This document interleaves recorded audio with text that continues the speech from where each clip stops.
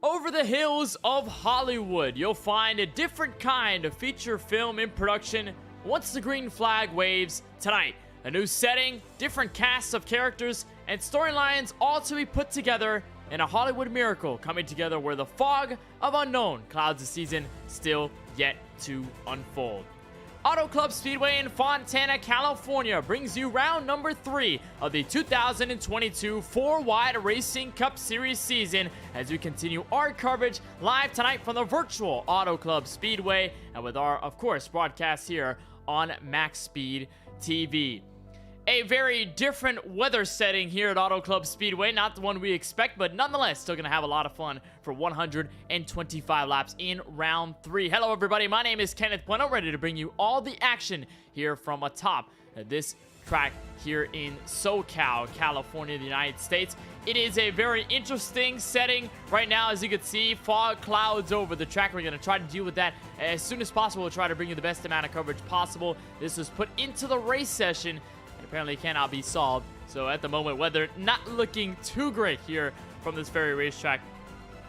We're going to have our best time, though, bringing you all the coverage as we move in to the beginning rounds of this season. If you watched a couple of weeks back here at the Daytona International Speedway here on MaxSpeedTV, we had our full Daytona 500 style race. Austin Riddy was able to capture his first win of this 2022 season. Took a trip to the West Coast over the Phoenix Raceway just 1 week ago, and that was where Lawson Peel, who was a rookie last season, was able to capture his first win. Took us less time to get two different winners here in Season 4 competition. Last season, if you can remember, Colin Forster, a rookie driver, took 3 wins in a row.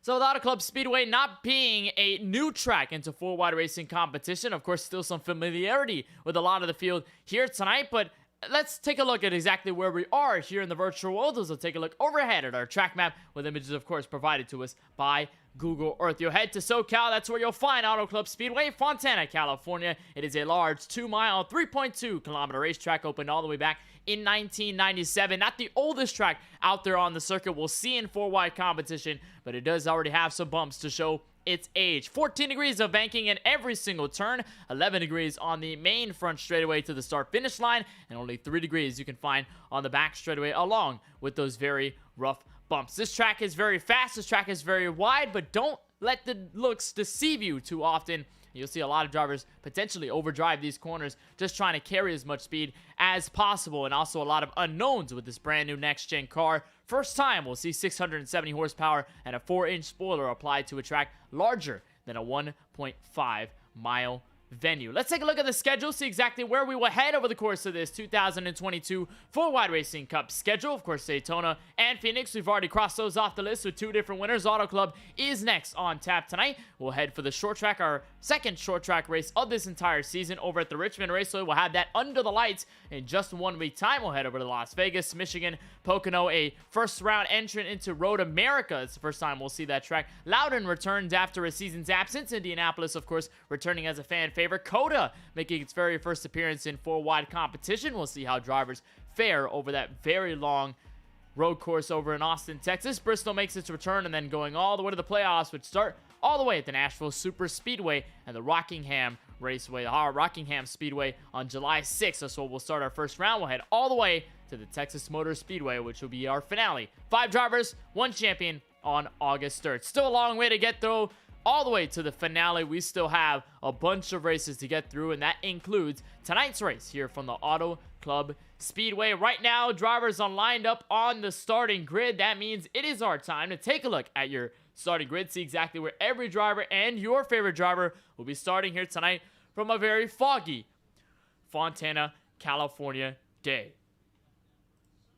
On pole will be the 11 of Austin Riddy. Mentioned he went to victory lane for the very first time this season at Daytona. He's going to look to repeat on a win and be the first 2-time winner in this season. And previous winner from last season, Colin Forster, not giving up any sort of speed of 41.119 to put him on the outside of the very front row. Brake spurting in the number 01 machine, I believe making his first start in the series. First time we see him here on MaxSpeedTV. He'll start inside row 2 with AJ Green, your defending series champion, looking to get his first win of his own for Stock Motorsports. He starts outside of row number 2. Stock Motorsports features into the top 5 still with Lance Hill in the 38 and Craig Launslager just on his outside in the 13 machine. Tony Kimmett, a very interesting new number for the driver now of the 76. Before he used to be the driver of the 7, he starts P7 with the driver of the number 8. Starting in 8, Tyler Murray, your league owner, outside row 4. Kevin Tilly and Nicholas Vizuzio, the final drivers to round out the top 10, 2 of the Ford Mustangs in this field.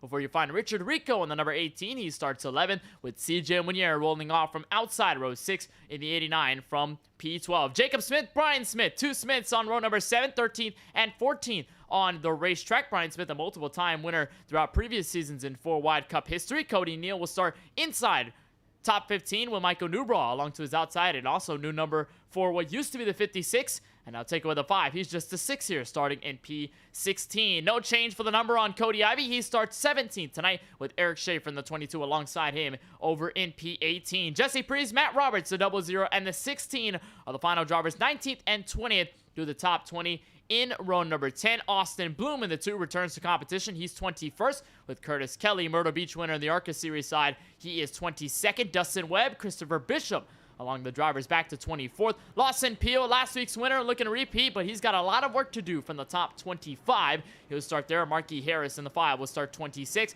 Joey Ray, Ryan Steenbarker's 27, 28. Brandon Banks, Kyle Benson to your top 30. And then final drivers in this grid, Daniel Michaud, Cody Kinsey, and Ryan Seneker in the 19. 33-car field here tonight from the Auto Club Speedway. As you take a look at the pace car, just bringing the field around, it is going to be a little tough to get a look at these race cars throughout the track. We'll do our best to find you all the coverage and to find exactly where each and every driver will sit by the time we get to green flag racing. Let's take a look at the weather before we get started. It is a cool 65-degree afternoon here in SoCal with track temp at around 87 degrees. Not necessarily the worst in terms of California weather. You could have a lot hotter degrees in terms of temperature. You could have triple-digit degrees. Winds to the west at about 5 miles per hour. We have no humidity. It's a partly cloudy afternoon, but it doesn't look that way here in Sim. You can really barely see across 1 mile.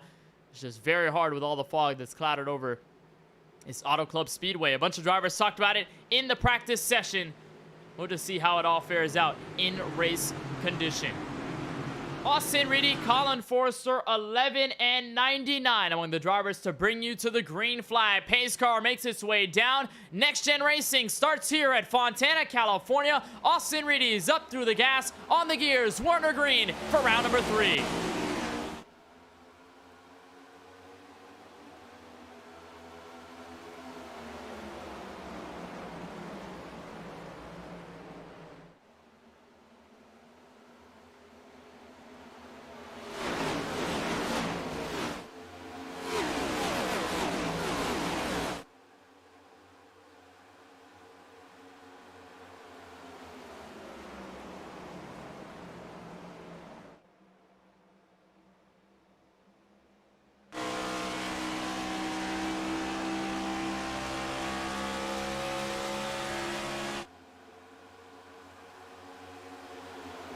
Clear through lap 1, but there's already a challenge for the race lead. Colin Forster moves to the inside, and the driver who beat everybody on a green-white checkered attempt last season, he's looking to immediately take the lead as he goes to the inside off of turn 2. On board with the Howler head Chevrolet Camaro, and looked at you saw over at the Clash just a couple of weeks ago in the form of Ross Chastain.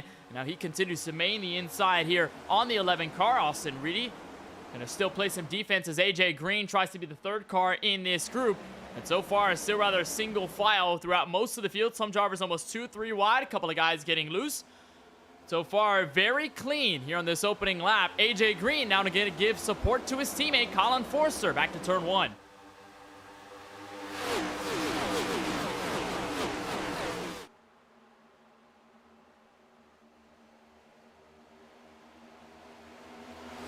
Now AJ Green looks underneath Forster for a moment. He's going to decide to back out, and all of a sudden Forster is back single file. This will allow Craig Lounslager to get in the mix. He's now going to work to the inside. That is going to be an attempted pass for 3rd. And they'll try to also bring in the 38. That's Lance Hill in the Wendy's Ford Mustang. They'll also try to bring in Brian M. Smith, who was the winner just last night in the ARCA Racing Series here from Auto Club Speedway. Remember, we saw TJ Bursky dominate the field last season in the opening race of the campaign. And that's one big difference that, of course, it separates this Auto Club Speedway race from last season, is that when we took a trip to Auto Club, it was the very first time we had a race in an opening season in 4-wide competition. This time, of course, Daytona taking that place, and Auto Club still holding some significance as the 3rd race of the campaign. You can really tell which drivers are good on these tracks that are over 1.5 miles.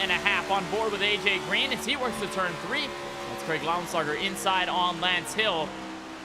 And just looking at what he can do to try and get away from it all and at least bring himself back to the reels of Colin Forster and Austin Reedy. A big checkup there. Car got way squirrely. That allows Lance Hill with some help from Brian Smith to get to the outside. 3 wide as they split Colin Forster. No help for the 99 as he goes for turn 1. Almost contact with Smith as they were going into the corner. And all this is allowing Austin Reedy to smile from ear to ear. Look at the distance. A couple of car lengths. 4/10 coming out of turn 2 between 1st and 2nd.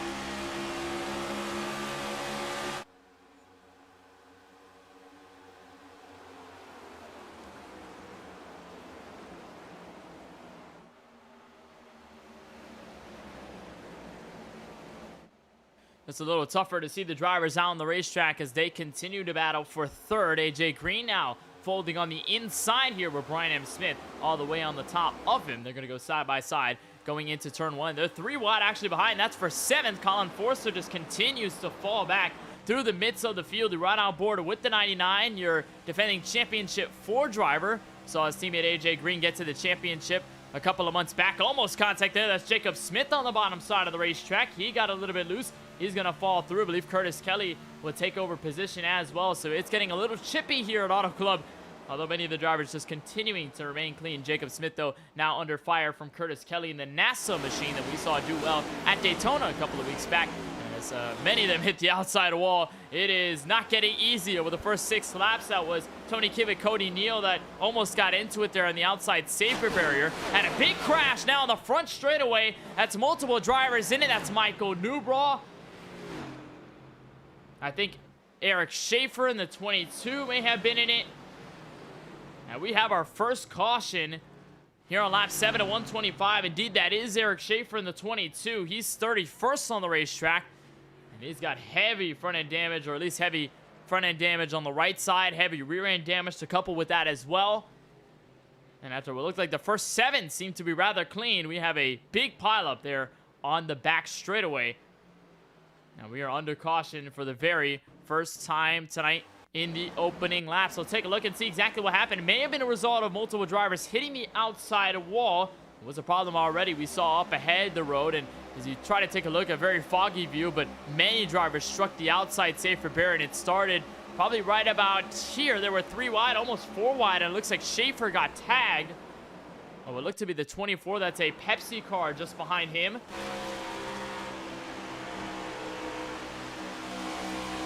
See if he goes to the inside. Take a look on board. He was in the middle, or rather on the bottom 3 wide. You see the 24 is going to try and split. And then right about here, just slammed into the side of the race car. They both go around. And then the 24 machine, that is... Then we'll try and take a look at exactly who it might have been. There's Brandon Banks, who was a little bit further back on this incident. There's Christopher Bishop. I believe he may have had a part in this one. Multiple drivers hitting the inside wall. Right on board, they get into the mess, and Bishop a little late to the party, but I think he still finds some damage here. Oh, right there, hard into the inside wall, just try to get out of it. That was Cody Ivey there sitting on his outside. Looks like Blake Sperling also received some damage as well. Matt Roberts among the drivers involved, Ryan Steenbachers maybe.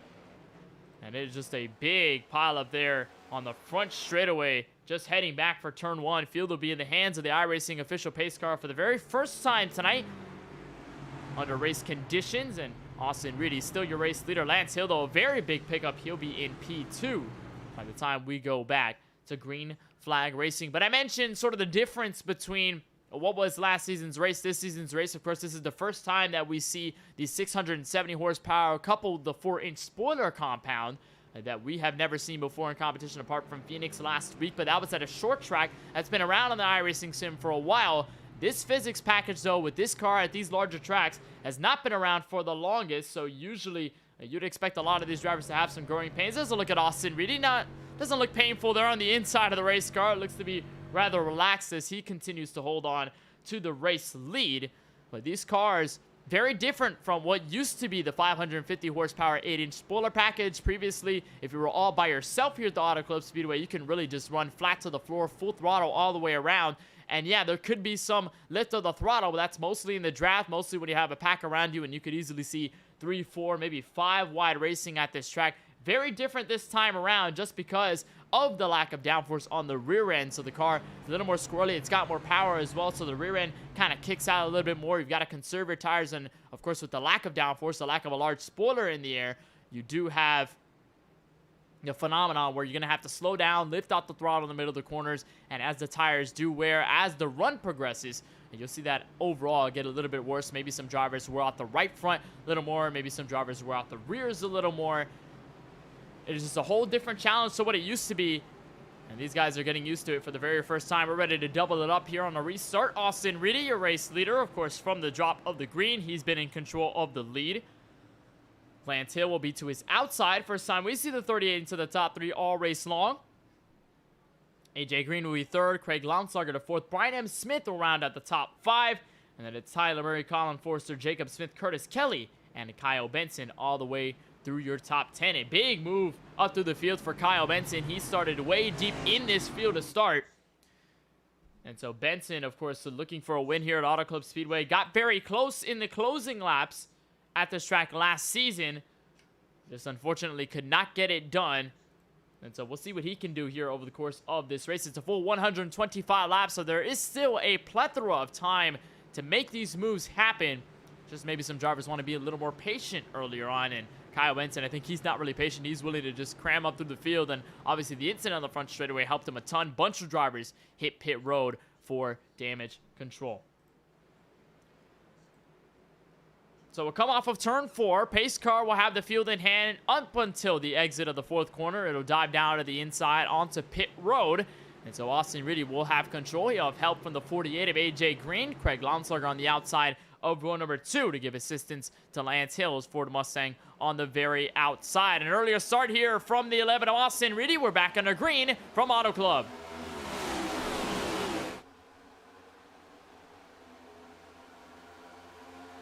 And already an inside move. That's Brian M. Smith to the inside. He immediately wanted to go to the very bottom. And already the number 78 takes over P2 at a turn 2, 3 wide. Still for the position.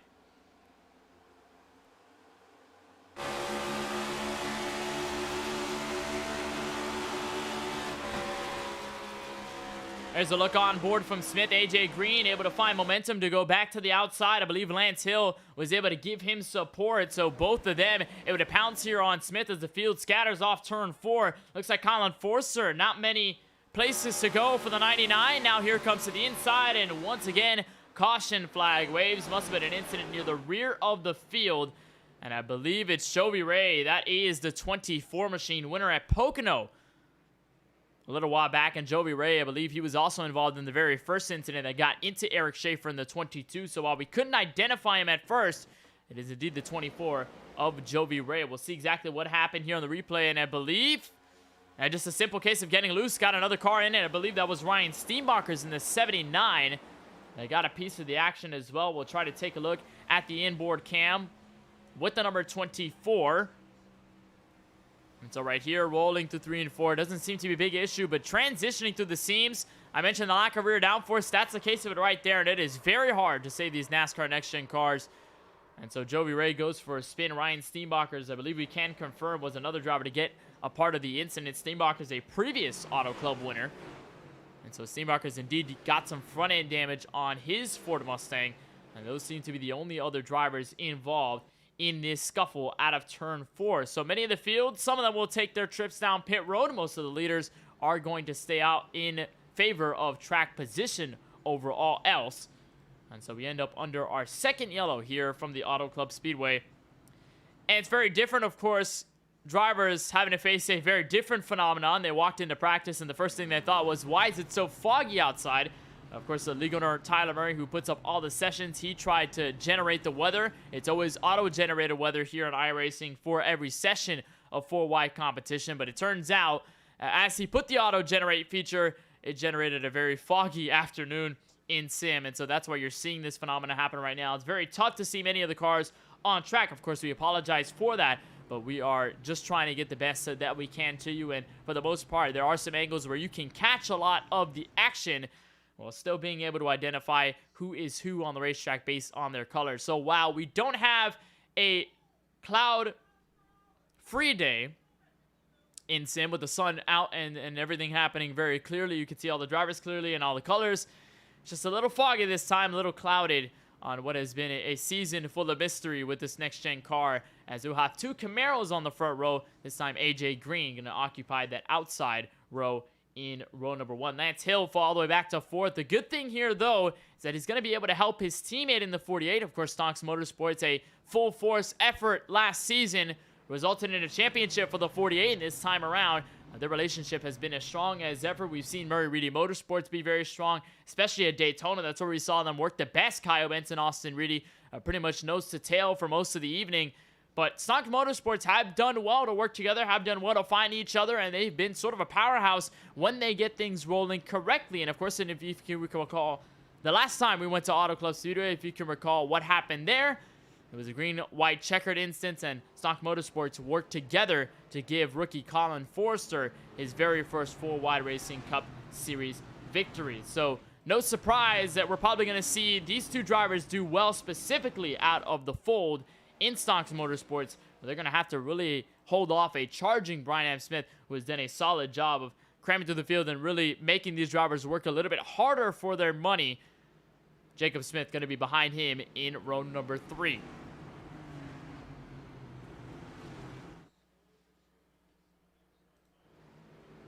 So field in the hands of the pace car once more. We'll have a restart at lap 15 of 125. Of course, still a marathon left in this Auto Club race. In round number 3, Austin Reedy, who was your pole sitter, he will continue to hold control of the field. We'll see how well Brian M. Smith helps him, or whether a lack thereof of help.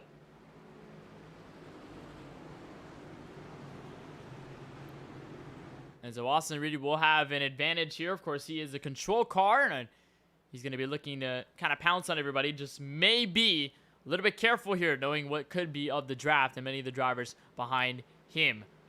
So pace car will make its way down to the entrance of pit road. Austin Reedy, AJ Green, your first row. Of course, Reedy ready to be back under green flag action. We'll see if we can get some good laps in here. A couple of cars pretty much out of this race already. We are back under green. A good start from the inside lane. Austin Reedy, a little bit of help there on draft for Brian M. Smith. They'll try and flush underneath the Sox Motorsports cars, who work together back to turn 1. Not enough to beat Reedy, though.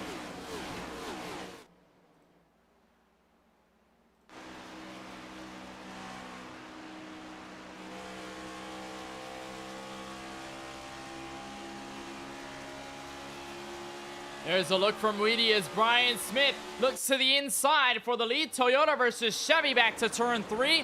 Looks like AJ Green will be the third car out, just trying to hold out hope. Brian M. Smith gonna really wiggle Austin Reedy up on the racetrack, and so while Reedy almost tags into the wall, caution flag will wave, and a big crash happening there. That's the 2 of Austin Bloom around, but even more cars involved. I see the 12, there's the 13 of Craig Launslager.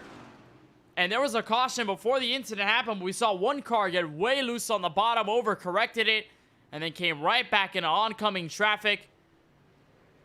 Now we have another big mess out of turn 4 to the front straightaway. Brian M. Smith is scored your race leader, I believe. And Austin Bloom went for a heavy ride as his car completely totaled. He's going to take it to pit road. There is no hood, no front clip on the Chevrolet Camaro. You immediately step for the faster pair. So it is a save for the number 2, but was a wild ride into 3 and 4. We'll try and take a look and see where it might have all started. And if you looked at a little bit earlier, a couple of cars got loose out of turn 4. Maybe what could have been on the incident here. So there's the number 2. That's Austin Bloom. There were 3 wide on the bottom. Looks to be no problem there. It was a car that just got heavy into the rear end. And as Bloom goes for a wild ride, that's Eric Schaefer going up to the outside of the wall. We'll try to identify who might have been right in front of him. That was Kevin DeLeo, it looks like, in the 53. We saw DeLeo do very well in the Daytona race a couple of weeks back.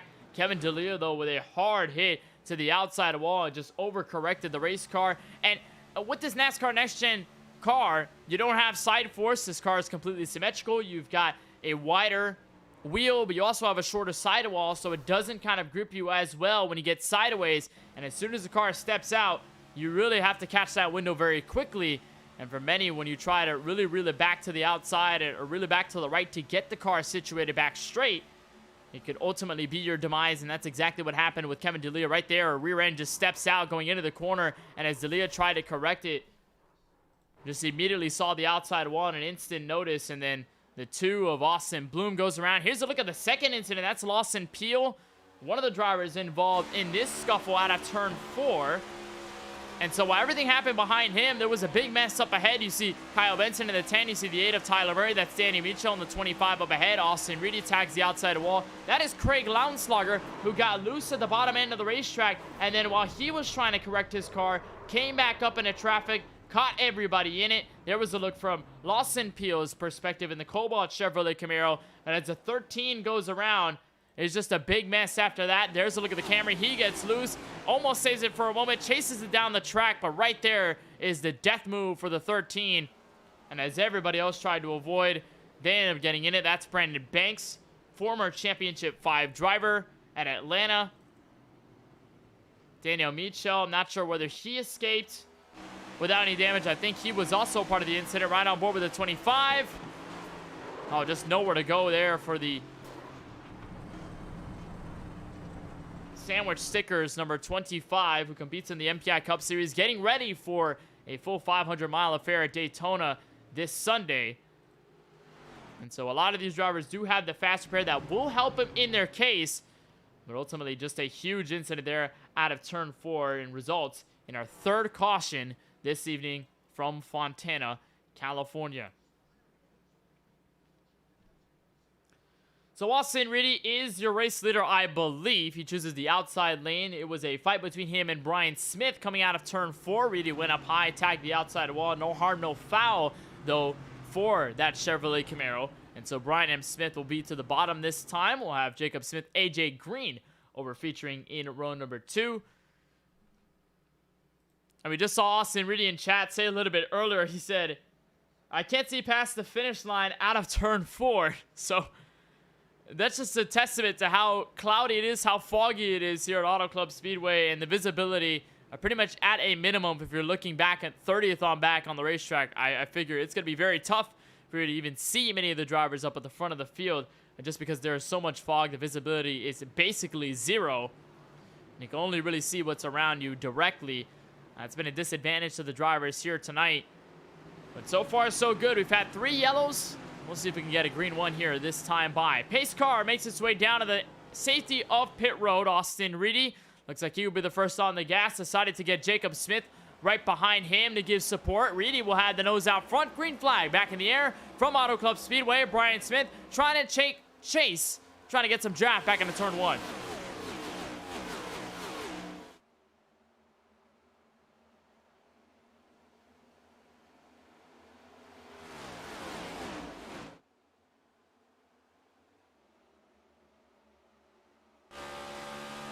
Can't really see much there from the far cam. There's Colin Forster. He's looking to the inside of his teammate. That's a pass for what could be 3rd on the racetrack.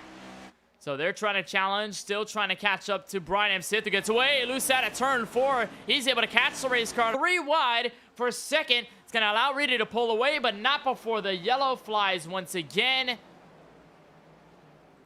And it looks to be Richard Rico maybe involved in the incident. There he is, the 18 machine. He tows it down to the entrance of pit lane. Not sure whether he was directly involved in this yellow, but it appears nobody else is really under heavy damage apart from Cody Neal in the 35. We'll make a confirmation as to whether he was in it. Here's a look from the driver of the 18. That's Richard Rico on the bottom of the 89. CJ Munier. I was actually able to save the race car for the most part. Was able to woe it down a pit road without any damage. So I'm not sure whether he was the one involved. Actually, it looked to be Cody Neal. Here was the big problem right here. Cody Neal going in at 3 and 4. This is on the rear end of the Ford Mustang. Just loses the car. That's Ryan Steenbacher's just behind him. And as he gave him the tap, that was pretty much the end of it for the driver of the 35. Fortunately for Cody, he does have a fast repair on the racetrack, or on pit road rather, so he can go get a fresh race car if he wants to. Just right there, just chases the car back, and as he got the tap from Steenbacher, just sent him directly up into the outside wall. And so while the 18 of Rico has a moment there out of 4, it was really this incident with Neal that brought us under yellow once more. No calls from anybody right now. Looks like to hit pit road just yet. Appears over the first 21. Everybody prefers track position over everything else.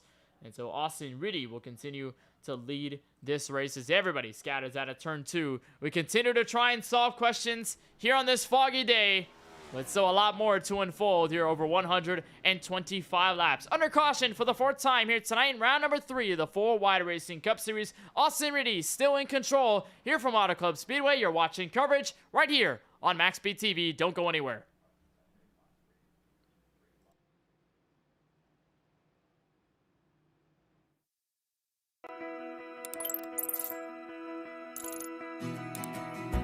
iRacing is a sim racing game.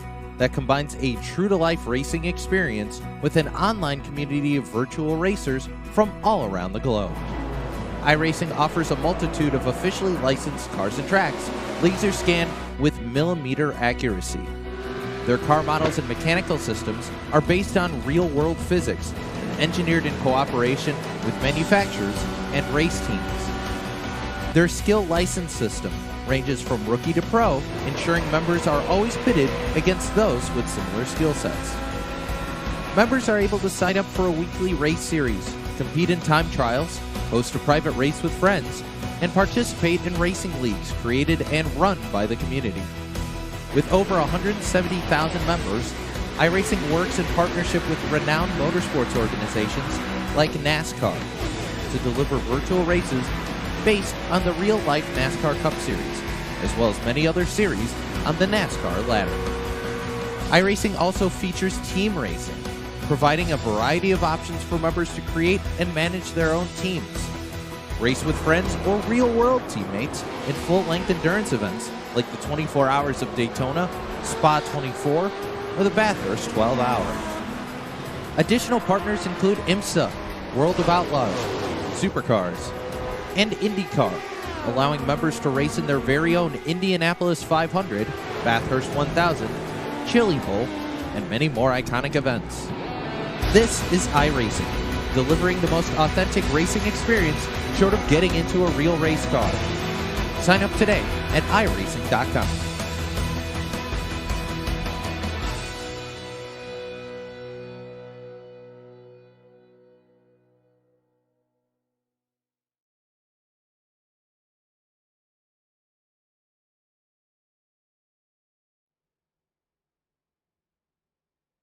Back live for the virtual Auto Club Speedway for round number 3 of the Full Wide Racing Cup Series. That little glimpse there overhead of the racetrack is really all you can see.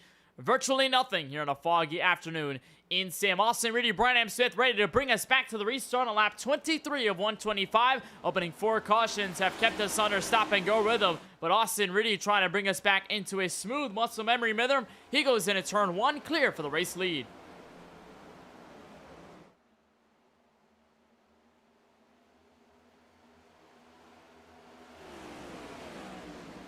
He'll slide at the track, but not before Brian M. Smith looks for the crossover. He'll go to the inside for the race lead. Toyota Camry underneath the Buddy Motorsports car, going all the way to the very inside. He'll look all the way to the white line, and for a moment, Reedy is able to contend, but not before he falls out. Brian M. Smith, your new race leader, out of turn 4.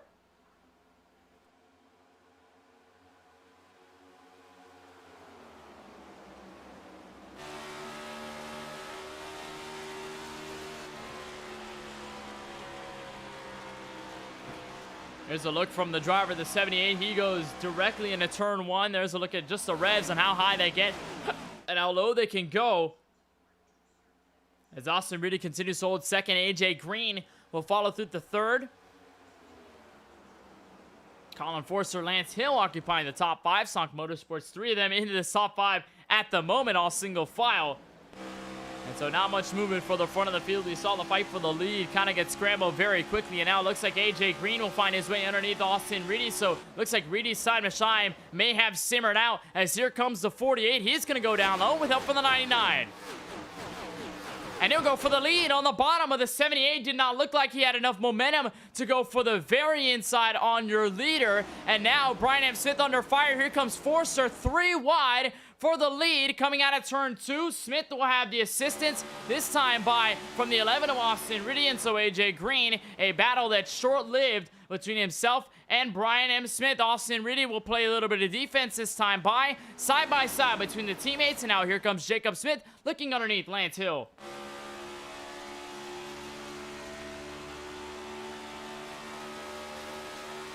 There's on board with Austin Reedy. He's got a mirror full of Chevrolet Camaros and an extra Ford Mustang just behind them. Sonk Motorsports trying to do the most that they can to get as much of an advantage. Colin Forster going to get the best in the middle of the corner. He'll try to find as good of an exit. Everybody scrambles out of turn 2.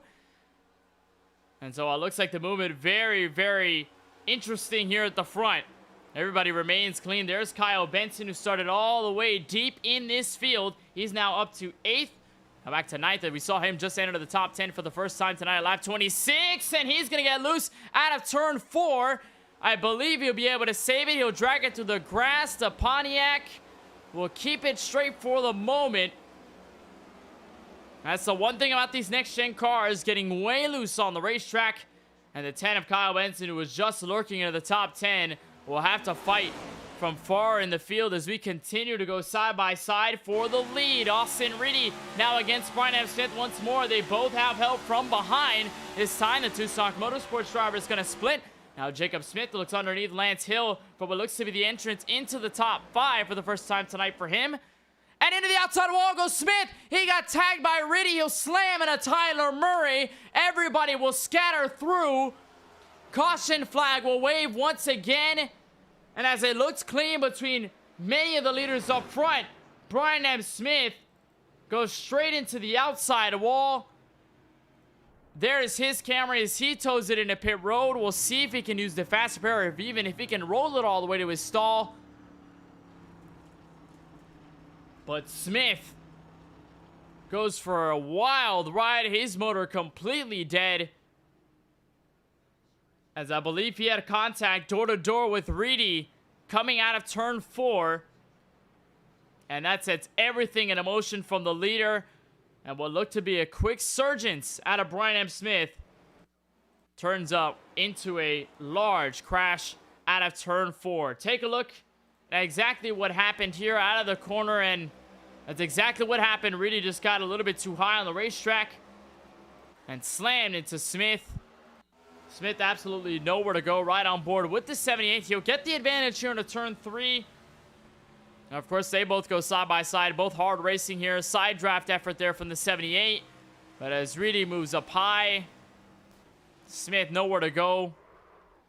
And that's Tyler Murray, I think the second one involved. Indeed it is. Heavy front end damage to the Camaro of his. Yeah, no escape route this time by. Right on board with the 8. It does not get pretty from here.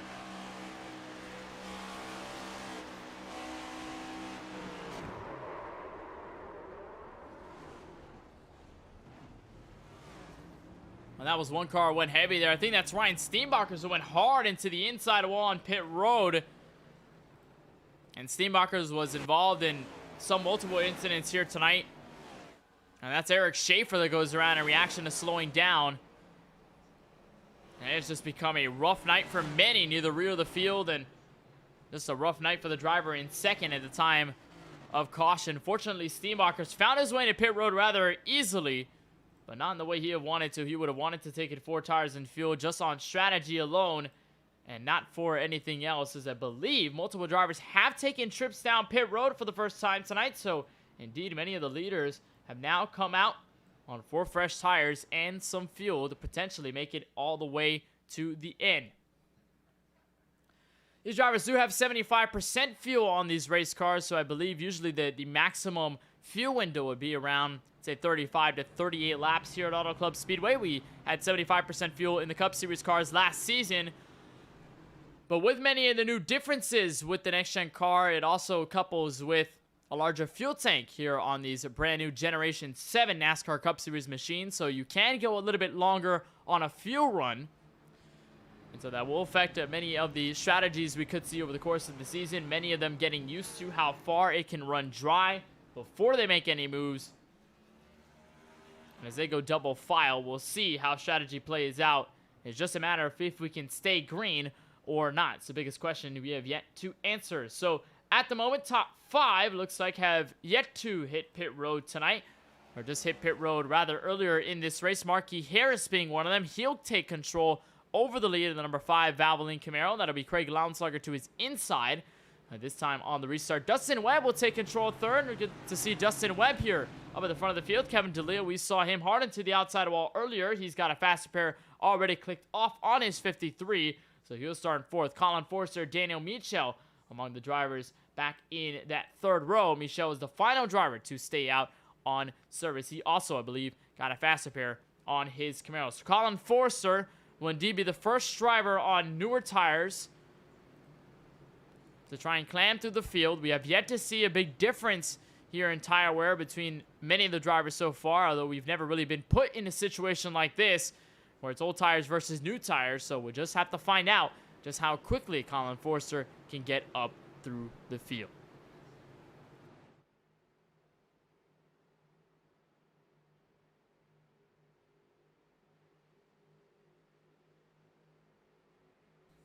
Pace car makes its way down to the entrance of pit road. Mark Harris, Craig Lounsauger to the green flag on that 31 of 125 from Auto Club.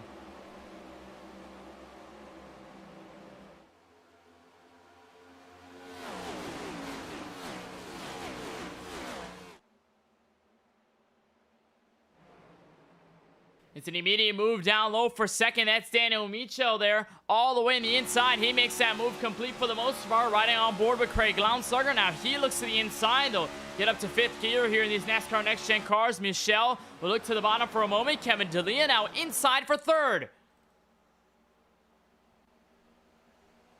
And there's Michel, contact with Harris coming out of turn 4. They're both going to be able to maintain okay. Harris is going to get shuffled out of the mix. Everybody going to go underneath their 3 wide for position number 4. And as Colin Forster works to the bottom, he's going to continue to chop through this bunch of cars on older tires. There's Forster way on the inside. Michel going to look all the way to the top. Forster way down low. Forster looking for the lead as Michel attacks the wall.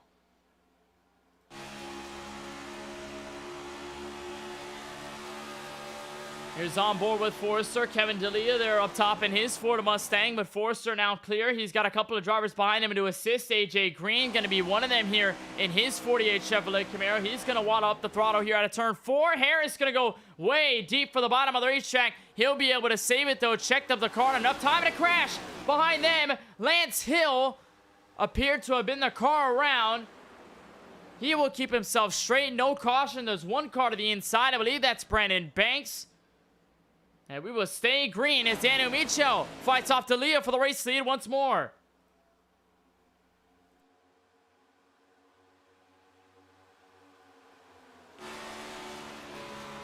There's 3 wide there for position underneath. That's AJ Green. He'll get way up the racetrack. His car got very unsettled there in the middle of 3 and 4. Now Colin Forster will be the next one in line and try and take things away. Colin Forster, previous winner here at the Auto Club Speedway. He'll duck to the inside of the California native, side by side for the lead. Here comes Forster to the bottom.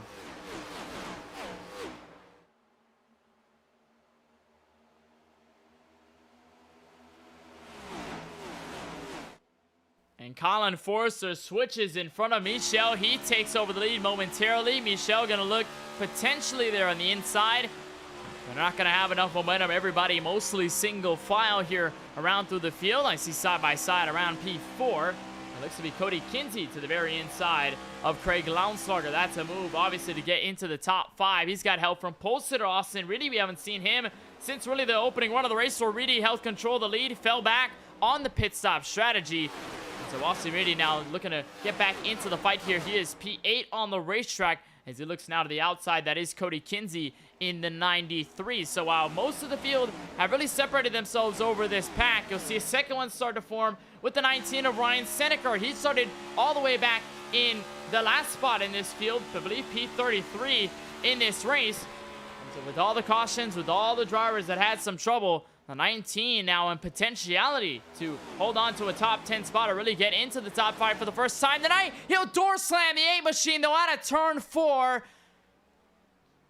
And the commentator's jinx is alive and well here in California.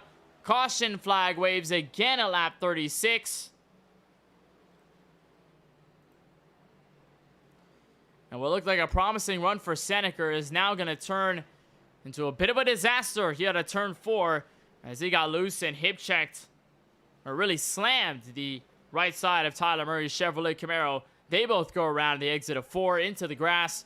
And of course, iRacing deems that enough to throw out once again another yellow flag. Take a look at the incident.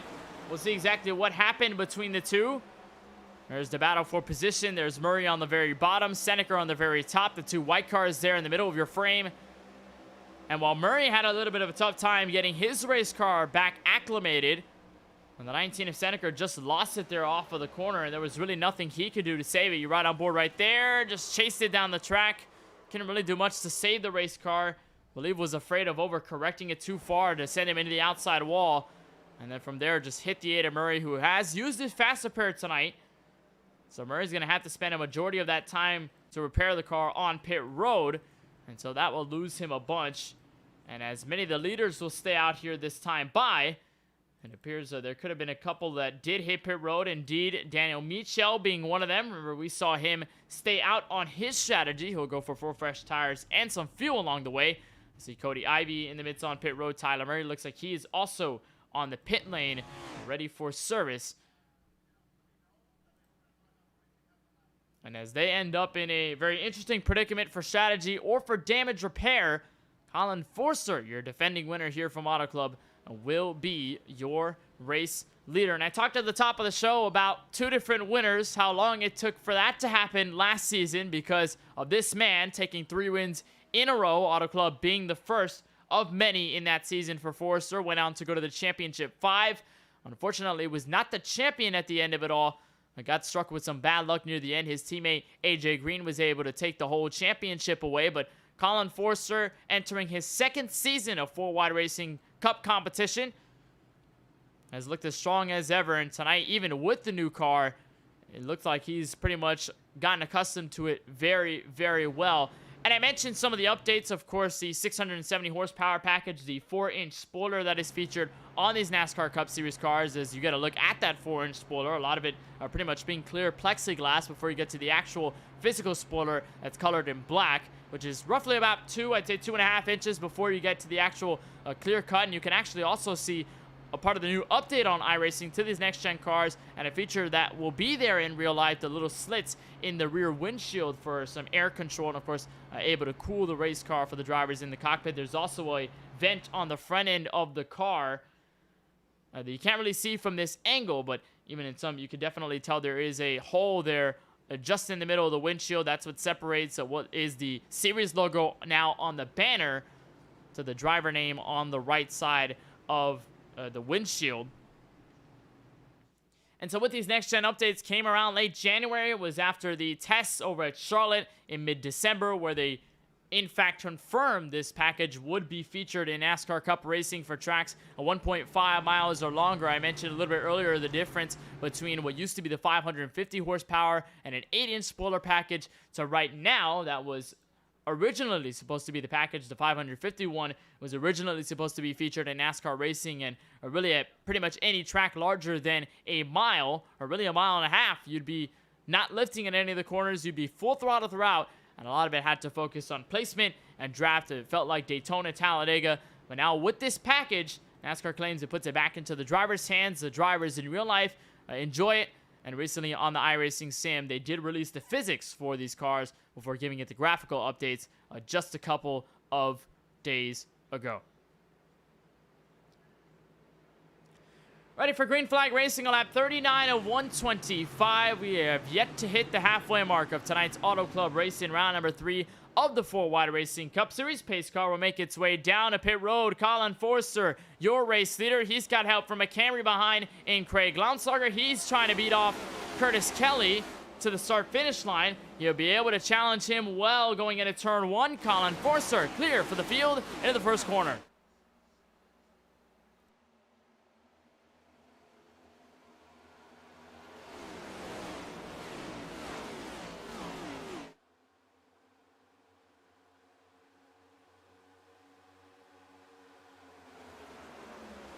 Forster tries to hold off Kelly. Everybody fans back to 3 and 4. There's Lawson Peel. Got involved in an incident earlier tonight. He's now back into the mix. That's him in P6 underneath Craig Lounslager, but not enough to beat the draft up on the top lane. There's Austin Riddy. Peel will try and tuck back in.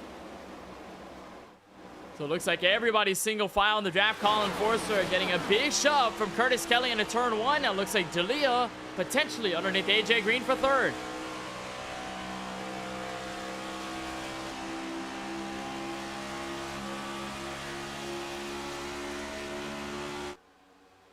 Not able to get the momentum to officially go to the bottom and challenge that 48. Maybe give him a side draft there into turn 3. And so D'Elia will work the middle. Austin Reedy will now poke his nose to the inside. They're going to get close there rather off of turn 4. A couple of drivers struck the outside wall, but we seem to be okay. AJ Green will clear for third. Now they're 3 wide for a position behind. That's Austin Reedy all the way in the inside. Lounslinger looked for the middle, but couldn't quite get into turn 1.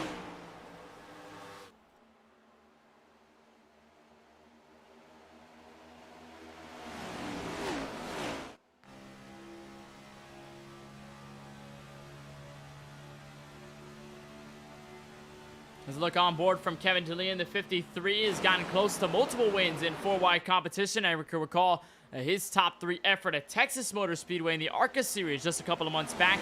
Did very well at Daytona just 2 weeks ago to start off the season.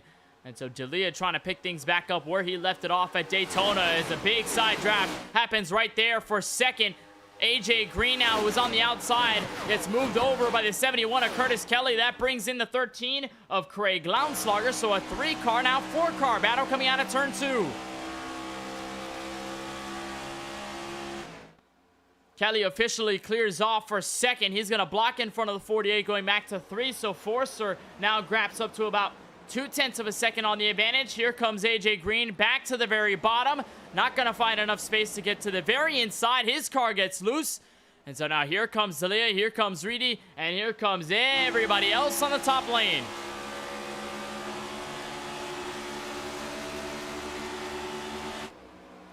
That's Lawson Peel there underneath to split it 3 wide. He'll be able to make 2 for 1 complete. He'll step into the top 5 for the first time tonight. So your Phoenix winner trying to go 2 in a row. And as he works underneath Austin Reedy, that could be another position gain for the Chevrolet Camaro. He'll tuck back, not able to officially catch 4th. And so he'll stay back in it side by side now for 5th on back. As the 48 tries to go underneath Craig Lounslinger. That is for actually just outside the top 5 in P6. McCollin Forrester now up to about a second, or rather a 2/10 of a second of an advantage over the 71 of Curtis Kelly. They'll both stay stagnant. Curtis Kelly will get the drafter going into 1. Not going to find enough to tuck his nose to the inside and wants to stay just behind him. And I figure here, over the course of this run, you'll try to see, at least for the moment, that a lot of drivers are not really going to try to push the issue. Some of them, yes, looking for passes when they could get them. But in the case of Curtis Kelly, did not want to waste time to anybody behind, did not want to give the opportunity for Austin Reedy, is even though he's going to get the big momentum boost there in at 3 and 4. Reedy on some of the fresher tires, I believe, in the field as he goes to the outside for second. Curtis Kelly did not want to try and go side by side with Forster because in turn, it loses them time, brings in more drivers into the mix, and you do not want to have 4, 5, 6 cars in one group because you can see this first pack and already how far it stretches to about 10th where Kyle Benson is. You ride on board with the Valvoline, I'd say Pontiac here, a Ford Mustang body, but a Pontiac there in terms of the decals. Benson, a former Championship 5 driver in 4-wide cup competition, a former ARCA Championship 5 driver in competition as well, as he tries to poke his nose into what would be the entrance into just under the top 10, 8th on forward. They continue to go side by side. That was a big wiggle there out of Curtis Kelly, and I figure there some right side damage on the Ford Mustang as here comes Peel, and a big shove there that puts the 71 into the grass. He's going to be able to save it. Track position will pretty much be non-existent there for the 71. And as everybody goes by, that was a heart-stopping moment for Curtis Kelly as he almost could have been a part of the most recent yellow, but now that puts Lawson Peel in a 3rd.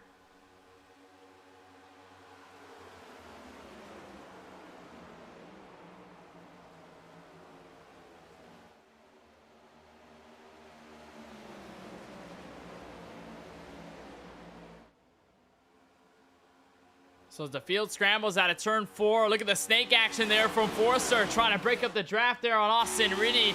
Reedy not having any of it, trying to catch up to the Howler-Head Camaro.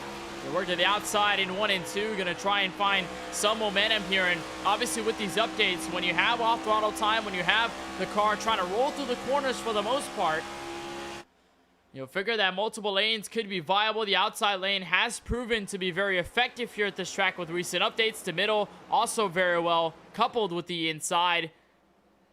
And so really just trying something different to put himself in a clean air. But this time out of 4, that was a great exit for the driver of the 11. So your pole sitter, despite some of the heavy right side damage, he'll look for the lead, but not before Lawson Peel gets his way into the battle. He'll try to find his inside move for second, and maybe inside of the race leader going into turn 1.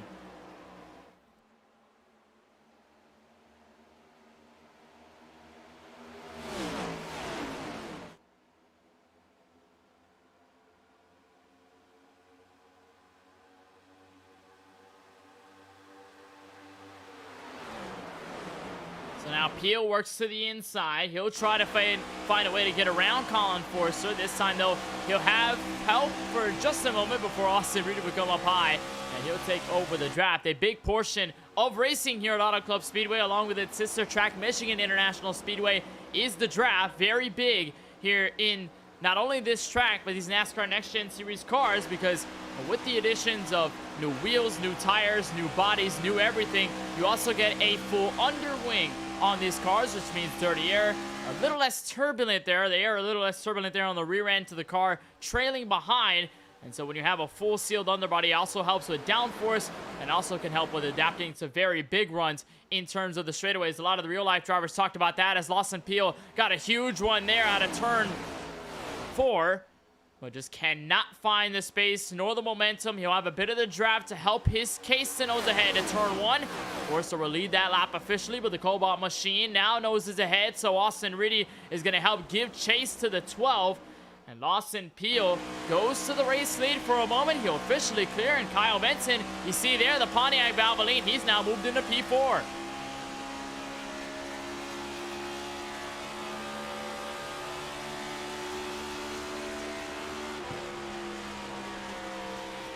Austin Reedy now to the bottom. That is for second. The Murray Reedy Motorsports cars now nose to tail. And I mentioned how big teams are in terms of this series. Kyle Benson, Tyler Murray about Murray Reedy Motorsports, and Big Fast Racing. They've done well to work well with each other. But it looks like the 10 will ditch the 11 this time. He'll hang in with Colin Forster, maybe give space to the 11. Let's look back behind. Maybe they could both draft and work together. But now that they are both nose to tail on the racetrack, helps their case when trying to beat some of the Sox Motorsports guys when it comes to beating Lawson Peel on the track. And so Benson now moves into third. A very solid run for the number 10 machine, as Austin Reedy will look to the inside. They'll both go door to door even for what is going to be P3 on the track, and could open things up for AJ Green just behind them as they go 3 wide. That is Lance Hill in the middle there. The Wendy's Ford Mustang almost contact there with the 13 as he tried to get the side draft off into turn 1.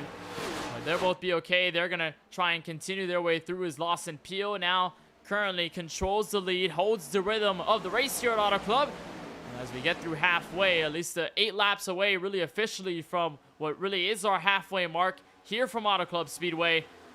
And we would just hope for another half of clean racing. That was really the staple in the ARCA race last season, where we saw a lot of clean racing. We saw, yes, some cautions in the opening stage of the race, but for the most part, looked like the second half on back proved to be very, very clean, proved to be more important or more stringent on fuel strategy, as Kyle Benson casually goes 3 wide for the race lead into turn 1. He'll try to find his way underneath, but Colin Forster will find a way to nose ahead of Lawson Peel before Peel strikes back on the very top lane. And still 3 wide for the lead. They'll go out of turn 2. What I mentioned there in terms of the ARCA race just last season, how clean it was, how green it was, maybe we could end up in that type of race at the end of this deal, but it is still very racy up at the front. Benson looking to go from what looked to be the very rear of the field to the very front. He'll side draft there and get into the 99. 99 to Forster goes around on the track. AJ Green involved. Mark Harris in it. And the caution flag waves again.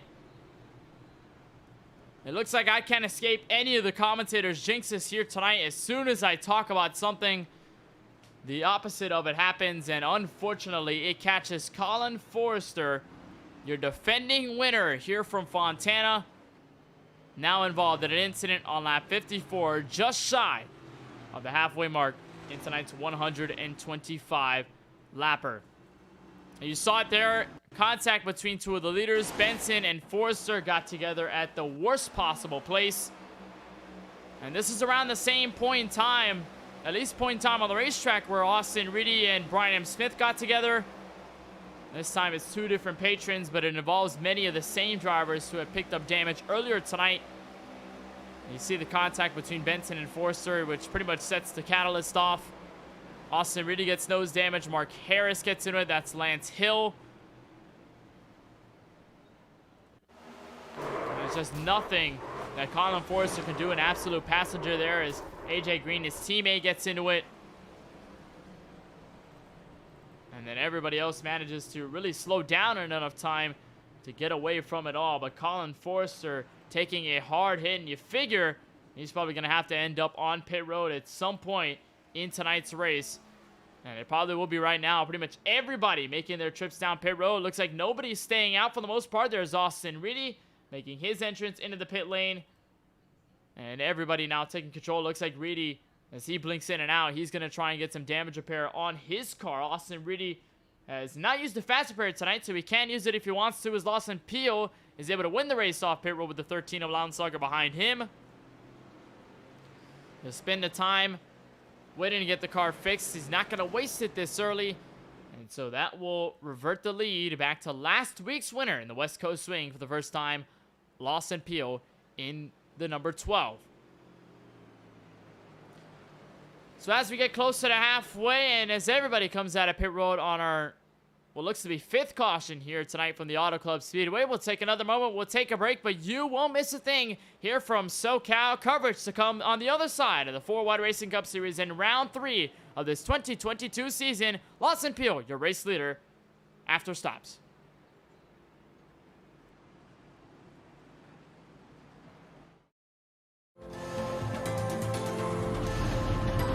We've been waiting for this moment. Generations of innovation all coming together in one place. The pedigree of more than 70 years of NASCAR Cup Series history, from the past to the present, from Petty to Earnhardt to Elliott. Today, there's no more waiting. The future of NASCAR is now. Drive the next-gen cars today on iRacing and step into the next generation of racing.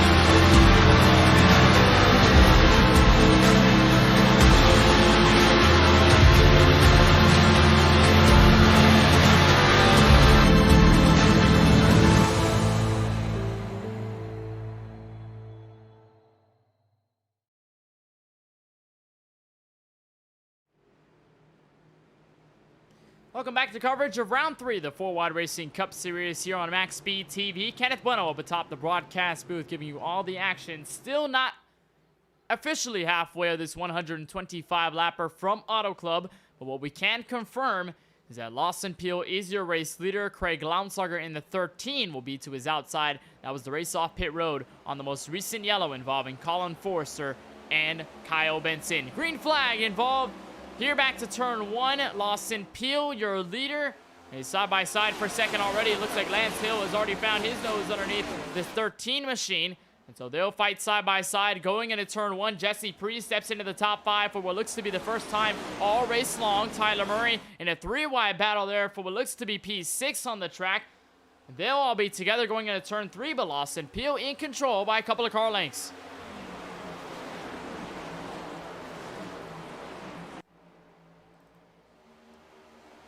There's the whole field scattering through the top 10, and as the draft just becomes so permanent, here is Kyle Benson, or it looks like Curtis Kelly may have collected a bunch of drivers. He overcorrects, and the caution is out once again.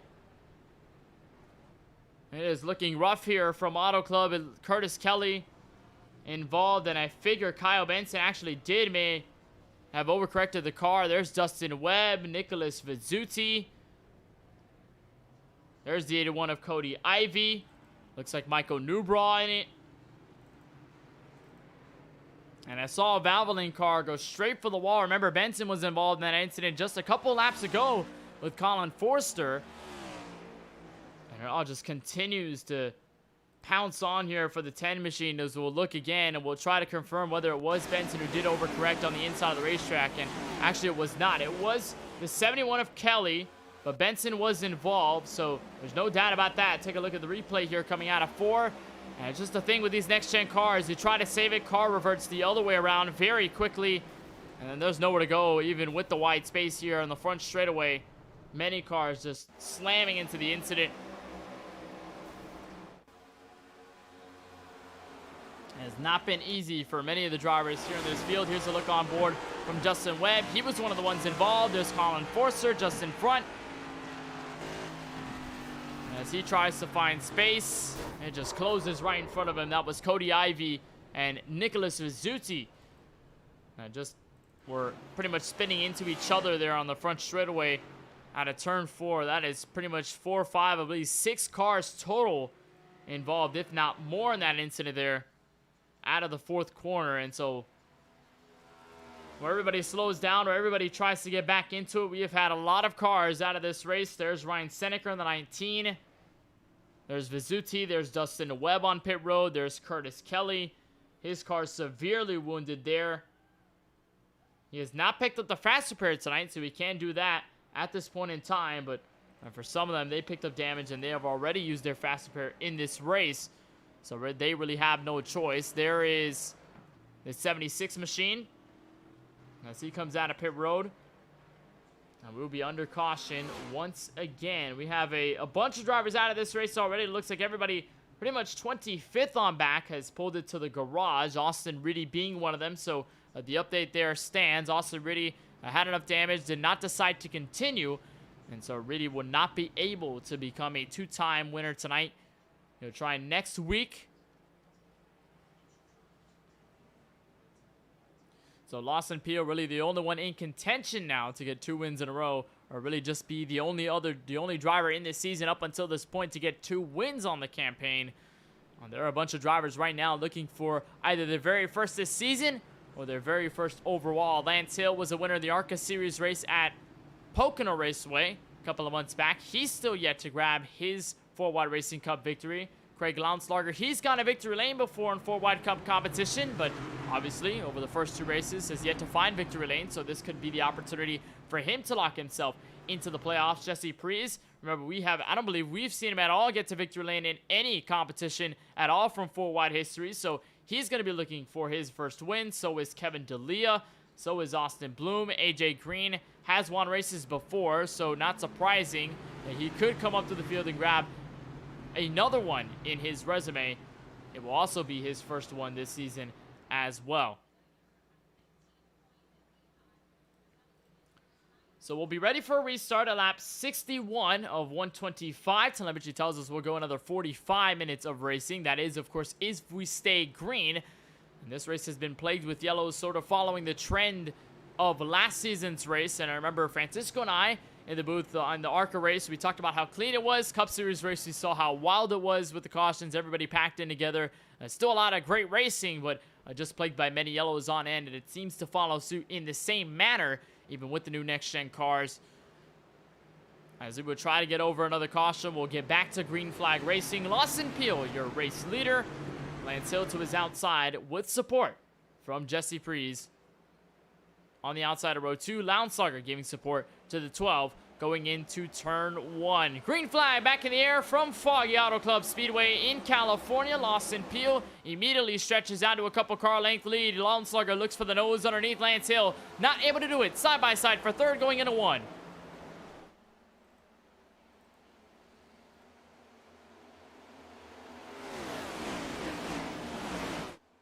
Still side by side for the moment. It looks like Launslager falls back. Jesse Prees, as they were going up through the gears, he was able to find momentum, and that's a big gap as he gathers the draft out of the top 2. Everybody else, though, going underneath or trying to go up top. That's Kevin D'Elia now underneath. That's going to be the battle for 4th. They're 3 wide. further back. I believe that's where Kyle Benson is. Indeed it is. There's Blake Sperling, Daniel Michel on the inside. And Daniel Michel, after having a roller coaster evening so far, lap 62, he'll lose out of the battle for 14. We'll tuck back in line and try to get back in underneath the 10 going into turn 1. And Daniel Michel, a California native, officially from Los Angeles, California. He's a driver of the MPI Cup Series, now starting up their season this Sunday at the Daytona International Speedway. So he's going to go a full endurance mode as they go for 500 miles, 200 laps around the World Center of Racing, but making his first start into the 4Wide Racing Cup Series campaign, as right in front of him, that seems to be Austin Bloom in the 2. We saw him up and over earlier tonight. That's Dustin Webb. And once again, you cannot escape the overcorrection. Caution flag is out. That's Matt Roberts in the 16. There's the 89 of CJ Munier. Ryan Seneker, who started dead last in this field. He's got a torn-up Ford Mustang. And once again, field will come to rest behind the iRacing official pace car. And it was Austin Bloom in the 2. There he is. It looked like went sailing up into the outside safety barrier and just caught a bunch of drivers with him in the mess. We'll try to take a look at the replay there. And it was just in front of Daniel Michel, just, I believe, on the outside there of Lawson Pio in the 12. And right there, car just steps out. He tags in CJ Munier. That is the 89 machine we're talking about. And then going into the incident, just everybody packs in. And it is just a nasty accident there out of turn 4. There's CJ Munier in it. There's a big hit. That's Matt Roberts, who came sailing into the incident.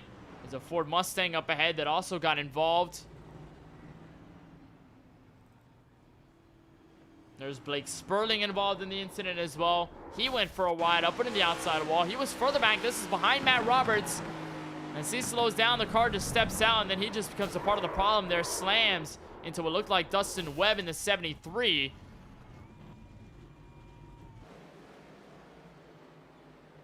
And again, another group of drivers getting taken out on this one. I believe still majority of them have faster pairs. But it just continues to get harder to hold on to it as the cautions continue to fly out and things continue to get very, very tough.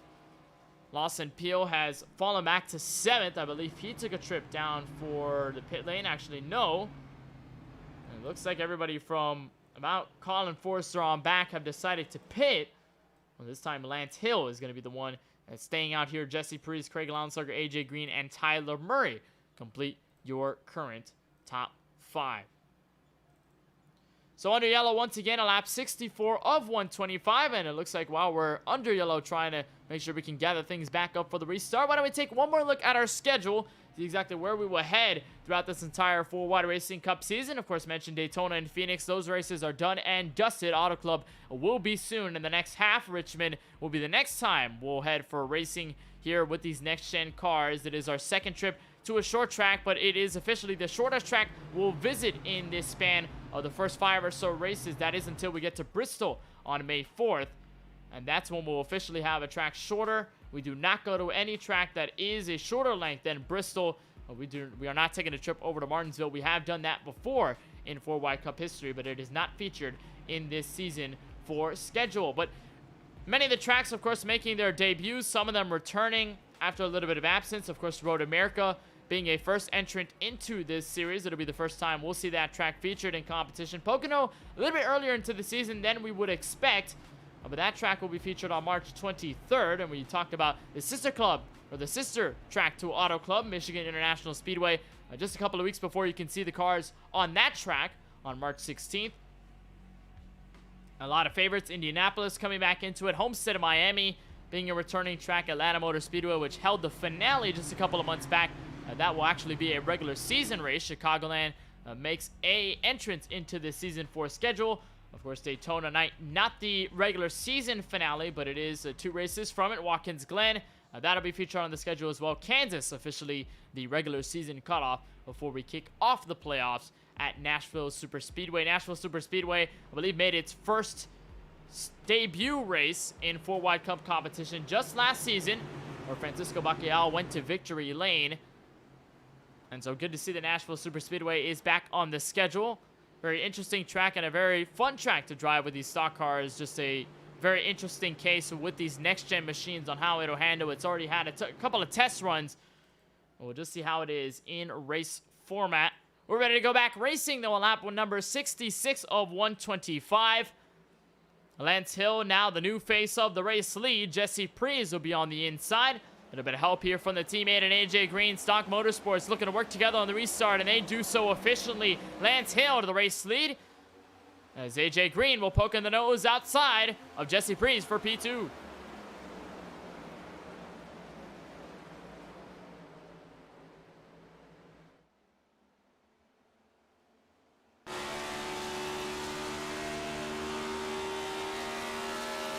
We'll head up through the gears. AJ Green gonna find the run, but just not enough to make a move yet on his teammate. We figure they may work together here to try and get away from Kevin D'Elia and company. There's Tyler Murray on the inside. He's gonna go surging ahead of Craig Lounslager, but Lounslager will make the crossover move, so have a battle here side by side for fifth as Lawson Peel, Brandon Banks watch on. They'll hold on to the top and they'll stay in the draft. Actually, Lawson Peel will try to split both of them 3 wide for position.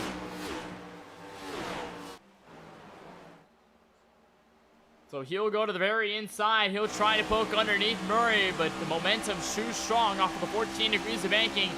He'll officially cut ahead of Craig Lounslager and Brandon Banks. They're both going side by side for that spot into P7.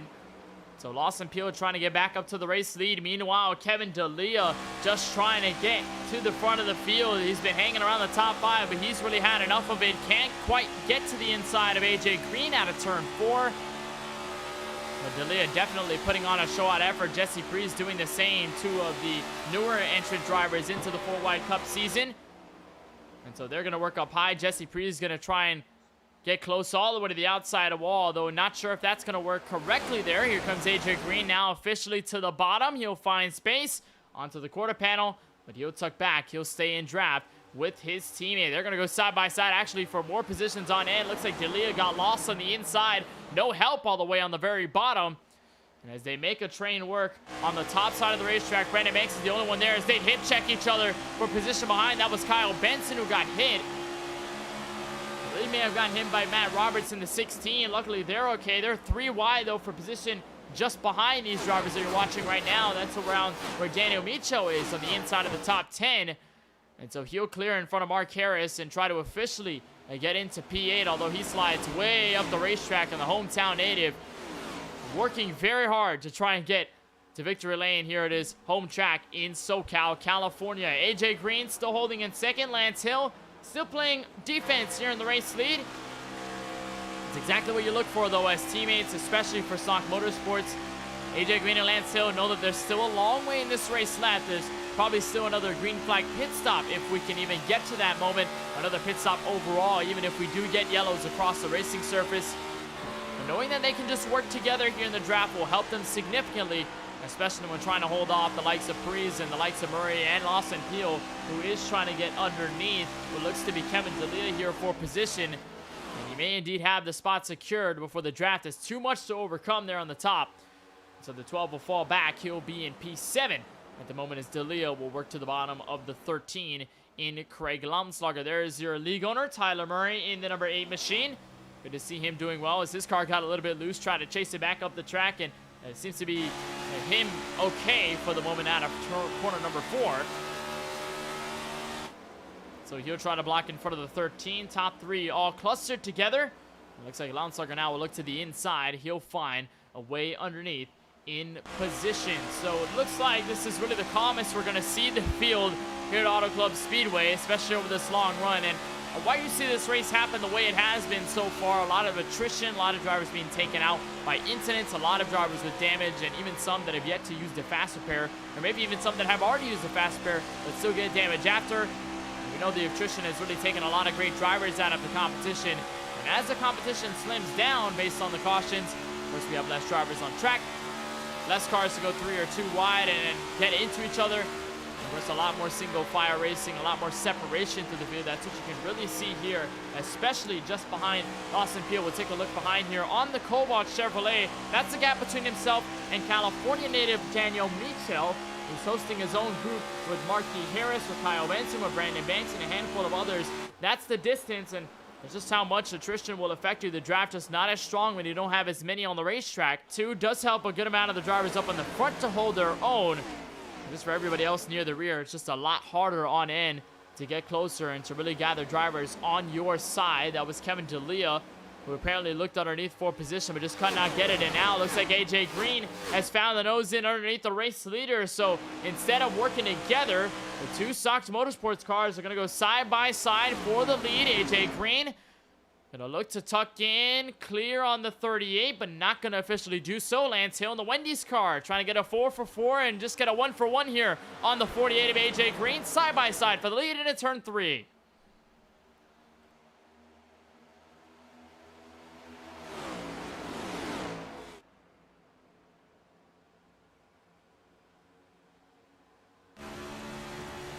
Still even for the front spot as 38, you see him get in front. Here's a great look at the inside of AJ Green as he sails for turn 1. He'll go all the way to the inside. He'll find still space to go underneath that 38. And just cannot quite find the run out of the second corner.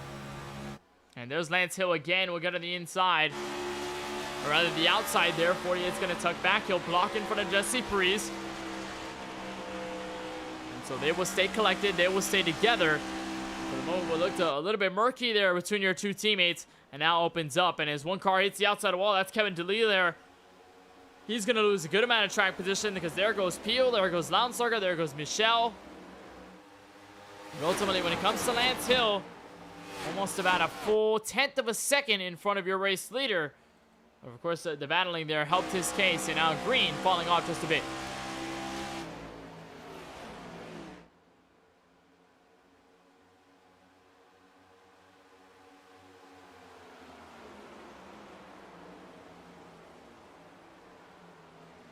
So while they do battle for second, everybody else pretty much climbing in. And it looks like we officially have 23 cars on the racetrack right now. A lot of them with some heavy side impact damage as the battle continues around the top 10. That's Kyle Benson this time.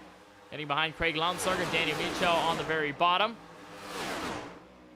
And so they'll all try to work together to cram in on your top 2 race leaders. Kyle Benson, of course, a multi-time winner. Did not find victory lane here at Auto Club, but has found victory lane at many other tracks on the schedule, including 1.5-mile tracks. And the Pontiac, who went from the back to the front, to the back to the front, is now looking to go back to the front again, incident-free, as he works at what looks to be the second to top lane here. 3rd or 4th lane on the Auto Club Speedway, and he'll make the outside work. He'll get in front of the 13 of Craig Launsberger, who officially will fall back into P7 as Mark Harris and Kevin D'Elia do battle just behind them. So while everybody is single file, while we do have pretty much everybody mostly under a rhythm, it's going to be interesting to see what they can do if we end up on a green flag strategy run, because I mentioned a little bit earlier, the fuel window, even with the larger fuel tank in these NASCAR next-gen machines, are probably around 38 to 40 laps, maybe at most. It could be around the 30 to 40 lap range in terms of when drivers are going to decide to hit for pit road, get some 4 fresh tires, and of course, get a splash of fuel to make it all the way to the end of this race. We are now just under 50 laps to go here from Auto Club, so if we do end up on this strategy, as drivers are right now 23 laps into their stint at the moment, we could see green flag stops rather soon, and if we do, I don't believe it could get all the way to the finish, although it may be very close. We'll just have to find out exactly whether the fuel tanks can make it all the way to the end of this event. As you watch Lawson Peel now, he'll duck to the inside, and we'll try to take 2 for 1 here on the 00 and the 48. As Peel just continues to march through the field, what's been an impressive effort out of the former rookie driver who went to victory lane at the Richmond Raceway not too long ago, a couple of months back. He'll tuck back, not enough draft to help him there coming out of turn 4 as he'll go back for turn 1. Lawson Peel, though, a very interesting driver in his case. We've seen him in contention for many wins, but last season, it just didn't look like he had all of it together to put on race win over race win. Didn't look like he was enough to go for the championship just because of the eligibility clause. He was not able to be in the playoffs despite some of his high performances in points. right now showing a lot of people wrong, or really proving a lot of people wrong in this next-gen car. Pio was the winner at Atlanta a couple of months back when we ended Season 3, as AJ Green took the championship. There's Cody Ivy, a lap car to let the leaders by. But Pio took the win in the final laps of that race, was able to surge ahead and was able to dominate the final segment to go away with the checkered flag. So this may be a tide turning here for the number 12 as he tries to catch up from third on front. And this continues to get a little harder now. He gets a good run out of turn 2. And Pio in heavy contention for this race win as we come to 45 laps to go.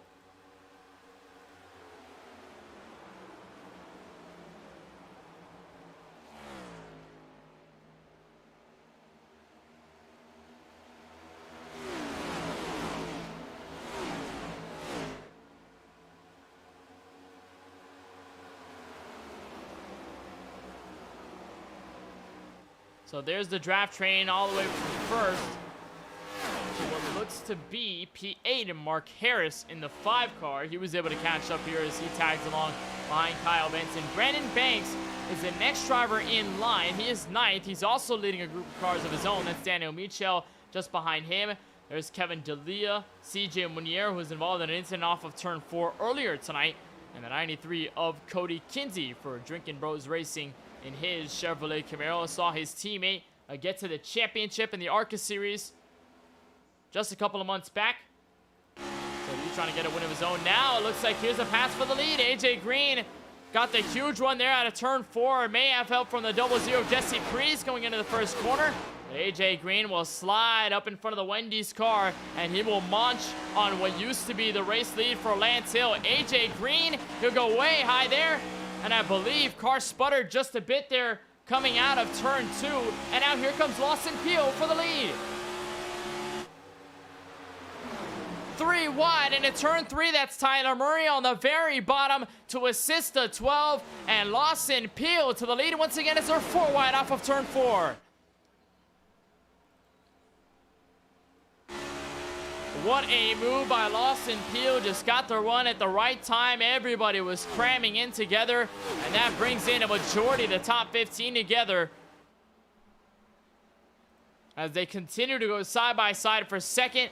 Lawson Pio pulls away by just a tad, and it is getting awfully racy, very close to a green flag pit stop territory.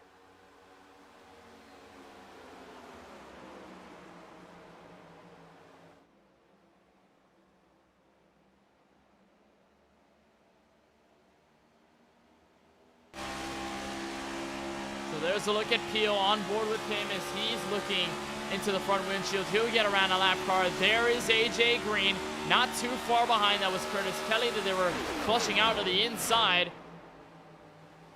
And as they go side by side for position behind in the top 5, Lance Hill just continues to fall back. There's Curtis Kelly almost making contact with the 38. And now that pushes in Kyle Benson in the 10 up to P4s. Now it looks like Lance Hill will go to the outside, but still fighting for P4 on the racetrack. They're almost 3 wide just behind him. And so things are starting to shake up. Drivers are getting into the mix, and the racing just becoming a lot better here over the course of this race. Now coming in on exactly 40 laps to go from the Virtual Auto Club Speedway. If they pit from here, this could exactly be the window they're looking for. They can make it all the way to the end if they make one more stop on the racetrack. And so now all eyes really are on Pio and everybody else onto where they're going to hit onto pit road and what they're going to do in due course. A lot of them really 31 laps on their stint, 23, 25. Many of them looking forward to what will be a stop on pit road ultimately within the next couple laps as Jesse Priest makes a textbook move underneath AJ Green for second. And it's just all a waiting game to see exactly who will come down and whether they all come down together or pretty much if anyone just goes by themselves and tries to really pull something out of their sleeve for the potential race win. 86 laps down here from the Auto Club Speedway, approaching what could be green flag pit stops for the very first time of what seems to have been a caution-filled foggy afternoon here in Sim. You're watching coverage of the 4 Wide Racing Cup Series live on MaxSpeedTV. Lawson Pio, your leader over Jesse Priest.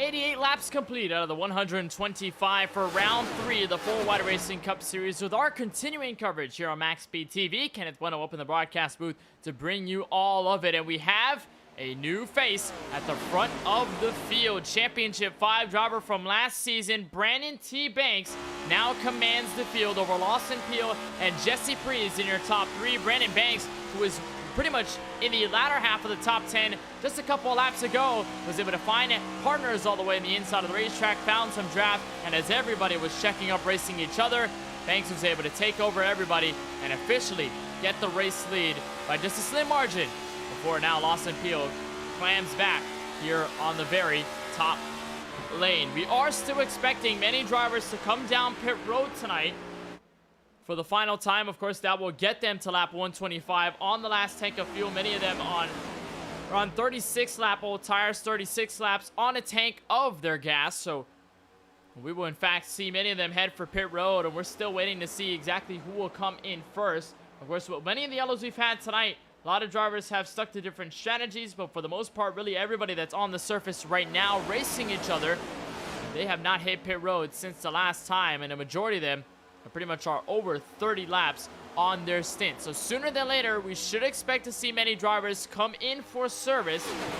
They're still waiting game as everybody is single file, and that could help drivers like Lawson Peel, even though he did lose the race lead, and as everybody stands in behind him, the draft is going to matter here. I talked about draft making passes and getting partners here at Auto Club Speedway. Draft is also efficient when it comes down to saving fuel, because obviously there is less dirty air with these NASCAR Next Gen Cup cars. It is a lot easier to hold the handling of your race car behind another driver directly, and when you get draft off of a corner, it's a lot easier to not hold wide open throttle, to maybe just hold back a little bit.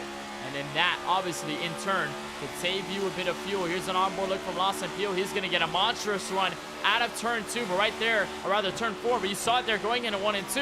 Did not decide to go into the inside. Was not going to elect to race him. Was just going to stay in the draft and stay content with running behind the 88 as he continues to run up front by just a couple of car lengths. It helps in the case of Lawson Peel and everybody else to just hold their own in the draft, stay content running up here, and then just wait for the moment where they have to strike down pit road, and that's going to be where their task ultimately comes to the most pivotal point. There goes Cody Kinsey. He just got into the top 5 recently. He now works to the inside of Lance Hill. He was a previous leader in tonight's race in the Baconator Wendy's car. If you can recall the Wendy's colors, you featured all the way in last night's race of the eNASCAR Coca-Cola iRacing Series from Daytona. It was Brian Mercurio for Latart Esports. He had similar red, white, and black colors for Wendy's. They were in chat engaging with the sim racing audience. It was awesome to see. And Lance Hill with a different format of the Wendy's machine car. Of course, a different meal there on the side of the Ford Mustang.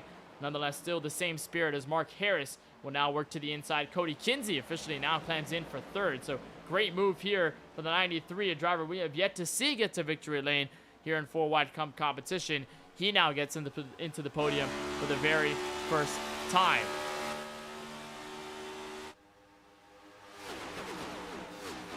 So there's a look at a majority of the leaders. CJ Munier seems to be the final driver in this group. He is 10th.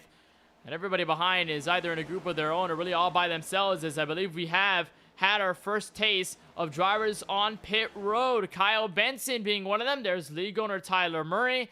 Seems to be another car just behind him. It appears to be Kevin D'Elia in his machine. Kyle Benson, he's now taking a trip down pit road. So indeed, this kicks off the cycle for green flag pit stops. Looks like nobody else, majority, actually, never mind. Here comes Lance Hill. Here comes Craig Launsager. And here's a majority of drivers on a pit road for the final time.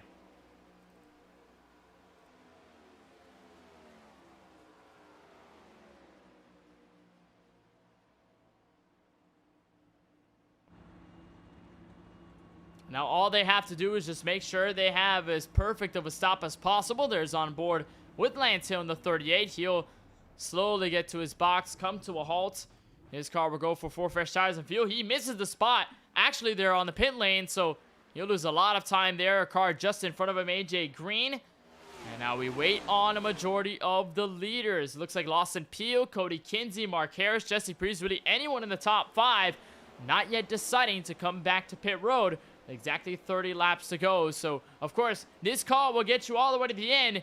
It's just about when you make this call that matters most. Whether you go for the undercut, whether you go for the overcut strategy, that's really going to be the case. And really, with the draft we've seen taking over with these next-gen cars, you can't really get away from a majority of the field. So if you come in on an overcut, really an undercut, you can make distance on drivers, but it's not as big as a lot of other cars on the service, usually with the ARCA cars and even somewhat with the NASCAR Cup Series machines. You could see a lot of them separate more as Brandon Banks comes on a pit road. He'll bring pretty much everybody else with him. Lawson Peel going to be really the only lead lap car to stay out here on lap number 96 of 125. So Peel will take it to the long game. He'll be the only one stretching it. As far as this, Michael Newbra and Nicholas Vizzuti seems to be among the other drivers that are staying out. But everybody else will come in from pit road. And now we all wait until what happens with guys like Kyle Benson. What happens with the rest of the field through. There's Daniel Micho on pit road. He's going to get beat by Cody Kinsey. Brandon Banks with a remarkably slow stop. Mark Harris is going to come out just behind these two. And Banks, who was at once in the race lead, is now going to have to be at least third or fourth in that train of cars. Here comes Lawson Peel in third gear. But a caution comes out just as soon as Peel's coming down pit road. There's the pace car. What has happened on track to bring us under yellow?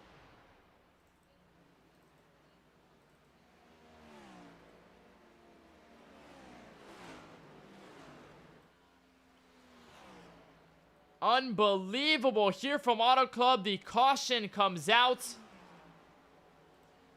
We'll try to find exactly who it might have been on the racetrack. But it could have been cold tires that put somebody in trouble out there on the racing surface. And actually, it was right there. There was a car just behind. We'll try to take a look. Might have been the 12 of Peel, maybe? No, Peel was on a pit road. There was another driver there in trouble out of turn 4. There's Kevin D'Elia. I think he got around a spinning car. We'll take a look on board with the 53 and see exactly who it might have been. So D'Elia is going into the corner. He has no worries. There's a car just in front of him. And actually just almost loses the car all by himself. So I don't believe it was him that was officially involved in the incident. There was CJ Munier, and actually might have been Craig Lounslugger. So I saw a car with a 1 on it in the front. And it seems indeed to be the Toyota Camry of Lounslugger this time by. Unfortunate. It looks like cold tires might have been the case. You're right on board. Oh, and the car just gets loose there trying to put the throttle in. The car just goes for a harmless spin. And it looks like nobody else makes contact. Fortunately, there's not a dense amount of traffic there just behind the 13. So nobody gets into them. Just pretty much flat tires there, if not flat spotted tires on the Camry. And so there's Peel, who had just gone down pit road. The freshest tires out of anybody in the field. And as he was coming in, the caution waved. I'm not sure whether Peel got penalized. He doesn't seem to be put a lap down here on the racetrack. And so he seems to be saved by the bell as he was getting his final step of service to the checkered flag. It looked like we were going to go green all the way to the end, but cold tires seem to prevail over Craig Lounslugger's car, spins him around, and of course brings us under yellow once again here from Auto Club. So as we're under yellow once again, Lawson Peel is your race leader. We'll take a look at your race summary, see exactly how this race has panned out so far. We've got officially 27 coming to 26 laps to go from Fontana, California. We've had a total of 10 cautions on the racetrack tonight. Total of 27 caution laps. We've had a total of 11 lead changes on track. A lot here at Auto Club with the draft, and a lot of the drivers really drafting on each other, going side by side, going 3 wide for position. And so that makes it 12 lead changes now on the track, as I believe it officially counts Lawson Peel as a change back for the lead. So I believe that we've got the 1 to green signal on the iRacing official pace car. We are ready to get back underway here. This will be just under 25 laps to go here from round number 3. Lawson Peel will be in control of the field, so he did not get bit by the strategy in the yellow there. AJ Green for Stock Motorsports will be to his outside. Kyle Benson will be on the inside of row number 2 in 3rd, followed by Cody Kinsey in 4th. Daniel Mitchell occupies the top 5. Jesse Priest is back in P6. Before you find the 5 of Mark Harris, CJ Munier, Nicholas Vizzuti, and the 73 of Dustin Webb into your top 10.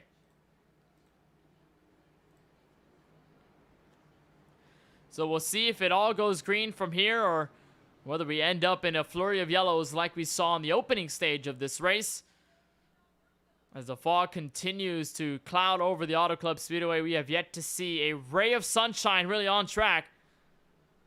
And hopefully Lawson Peel becomes the beam for everybody else en route to potentially his first full-wide Cup Series win.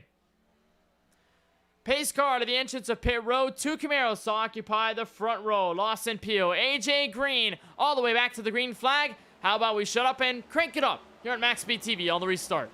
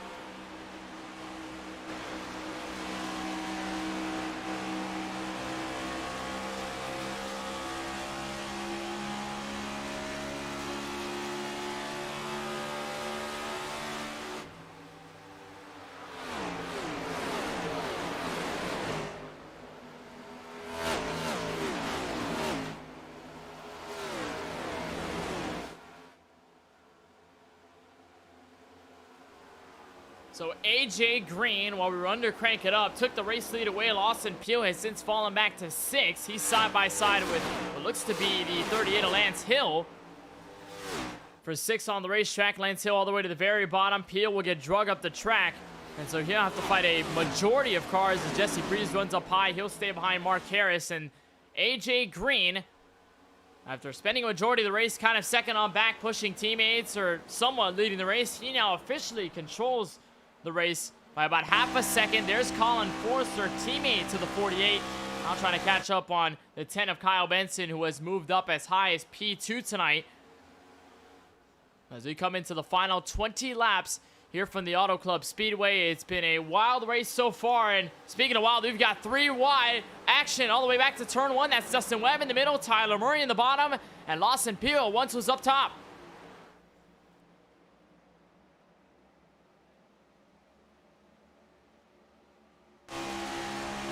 They'll fight for position off turn 2. And it just continues to get wild. I saw a couple of cars on the Crank It Up segment get loose, especially in 3 and 4. Could have caused the yellow.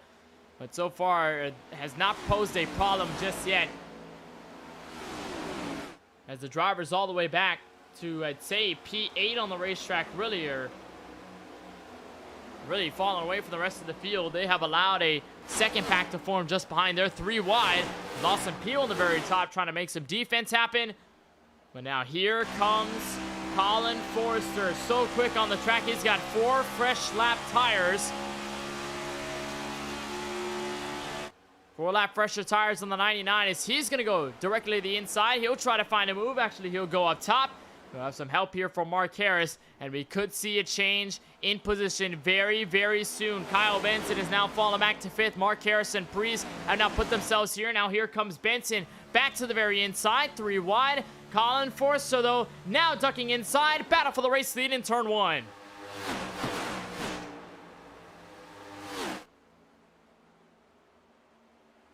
And what looked like a turnaround for the worse out of turn 4 when Colin Forster got involved in an incident.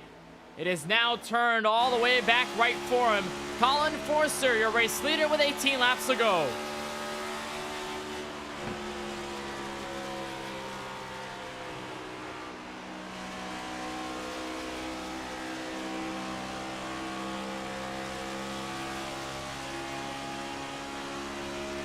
We're right on board with the 99 as he tries to fend off his teammate, but AJ Green just keeping himself in the draft. Now Mark Harris peeks and nose out. He tried to look for the very bottom in turn 1 and 2, but just has yet to find the inside move for the pass. And now you got to wonder, if you're Colin Forster, do you play it safe or do you be really aggressive on the blocks? Because the draft is just so big here at this racetrack. Anything goes here with these cup cars. And if you try to make a move, when does it happen, and how does the 99 defend from it?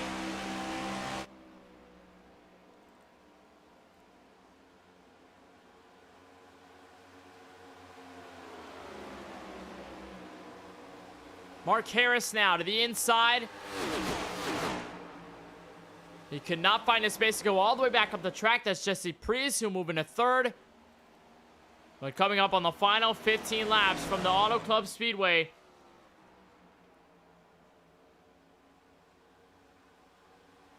it looks like top 6 or so have really, or top 5 really have moved themselves away from the entire field. Lance Hill looks to be, I think, a lap down on the racetrack. He's further back in the field. As he goes to the inside, that is not a battle for position on track, but it is severely broken up the rest of the field. There's Dustin Webb, an onboard look with the driver of the 73 just behind Craig Lounslugger. And they're all single file trying to catch up to the first pack, but it may be too little too late unless a yellow flag comes out at the right time. 15 laps to go from Auto Club. They'll come out of turn 2, heading for 14 laps remaining, officially 10 minutes away from the display of the checkered flag. Colin Forster looking for his first win in Season 4 and his 2nd in a row at the Auto Club Speedway. AJ Green, his teammate, trying to take it all away.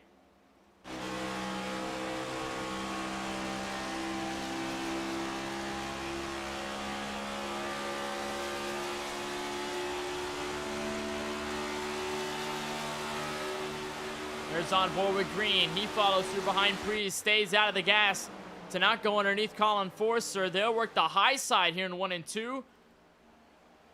And it just continues to break up. Looks like Mark Harris is falling out of the battle as well. Kyle Benson is still side by side for the most part. Before they clear, that was Lance Hill in the 38, and he's trying to fend off. But Colin Forster putting up a little bit better laps than everybody else really in the field. Marky Harris was really one of the fastest ones that last time by. But despite some of the fresher tires in the field, he cannot escape any of the draft whatsoever. And so that continues to bring AJ Green in no matter what, and he's got help behind him. So if he does make a move, chances are Priest and others may go with him.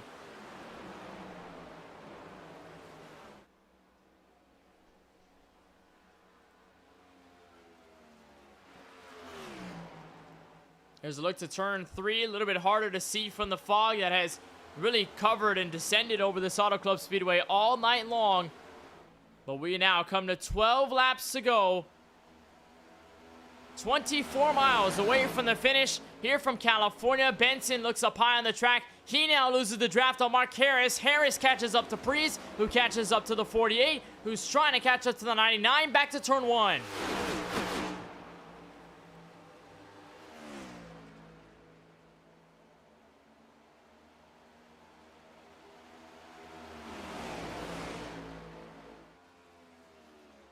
Colin Forster still holding on to what is left of the race lead. There's Green back into turn 3, looking a little bit higher to stay in the clean air. And just trying to get some sort of run out of the 14 degrees of banking. That time, gap grew to about 0.2 of a second. And last time by, AJ Green was just a little bit faster. This time to the start-finish line. Again faster goes Green, but by a lesser margin. A big run going into turn 1. This cannot do anything about it, though. 11 laps to go from Auto Club.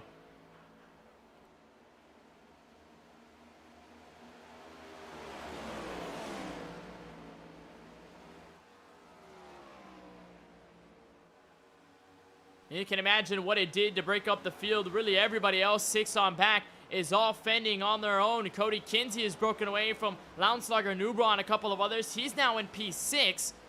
And as they go almost 3 wide, that's Nubra there in the bottom. Michelle on the very inside. He almost getting to the 13. But they'll all be together. They continue to lose ground, and it does not help their case. It is really just a battle between first, second, third, and fourth. 10 laps to go this time by.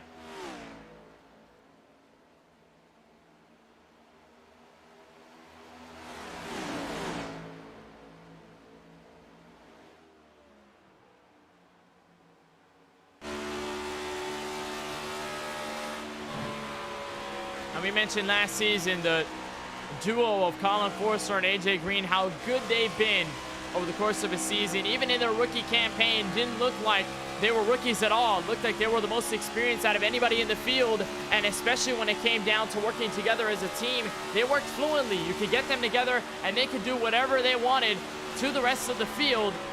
And now in the final 9 laps of this race from Auto Club, it is more about individuality than anything. Green and Forster looking for their first win this season. Green trying to hold on to what could be an entrance into the playoffs to continue his championship defense, while Forster looks for his first this campaign to defend from Auto Club and potentially get himself into the playoffs to try and get his own championship. For Stock Motorsports, out of turn 4, this time by, Forster will catch 8 laps to go, and the question is still up in the air. Does AJ Green make a move, and does Preece and Harris follow through?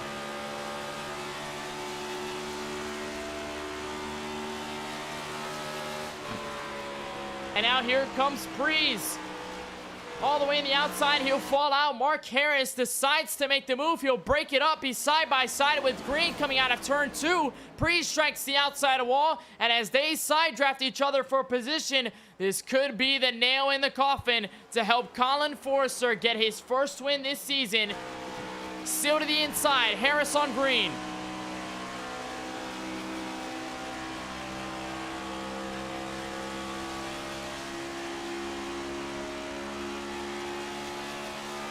And now time is running out. Green needs help. At this point, he needs Harris to stay behind, and that's exactly what Harris will do out of turn 4. He'll stay behind in the draft. And at this point, Forster's just playing the waiting game. He needs to anticipate when Green is going to make this move, even if he can, because the draft is just too strong to get out. Harris falls back just a bit. Preece now is in the clutches of Kyle Benson. And AJ Green just looks on to what could be a race win. Time is running out. 6 laps to go this time from Auto Club. Colin Forster trying to hold on to what he can.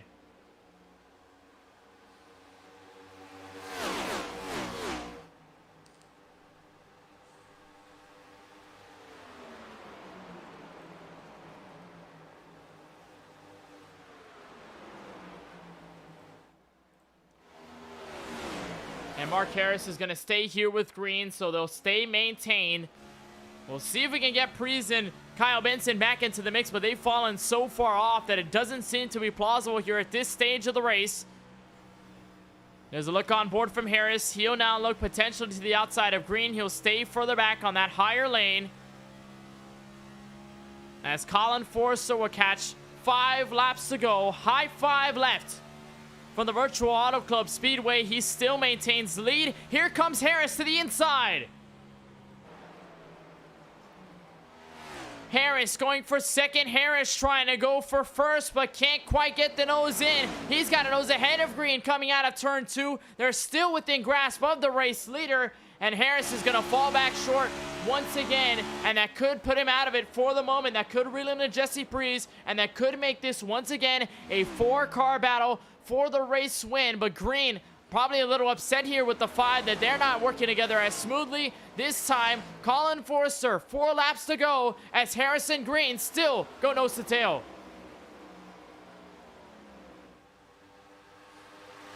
A lot close to that bye. Green was right up on the rear bumper of the 99, but just continues to remain content with riding back and waiting for the moment to strike. There's on board with Forster. There's the look back from AJ Green. And Harris now goes again for second. The Valvoline car underneath in turn 3. And this is all bringing Jesse Priest into the mix. We talked about him falling out. He was in a battle with Kyle Benson. He was able to beat Benson off of what looked like older tires and a worn-out race car. Pass was complete. Now here comes Green back to the inside. 3 laps to go from Auto Club Speedway. Green against Harris in 1 and 2. They still lose a little bit of time to Forster in the draft. And Harris will get the run. He'll pinch up. He'll keep the space up top. They almost made contact. Green gonna fall back, gonna send the block on Jesse Priest. And now Mark Harris has a chance to grab his first ever 4-Wide Racing Cup victory, but the time is running out. Only 4 miles will remain from here on to the rest of the race. 2 laps to go from California this time by. And now you gotta wonder if Harris gets this big run. Now he's gonna potentially sail all the way to the bottom. He's got the nose in, he teased it, and now he officially gets the inside, door to door for the race lead for the first time in a while. Forster versus Harris out of turn 2.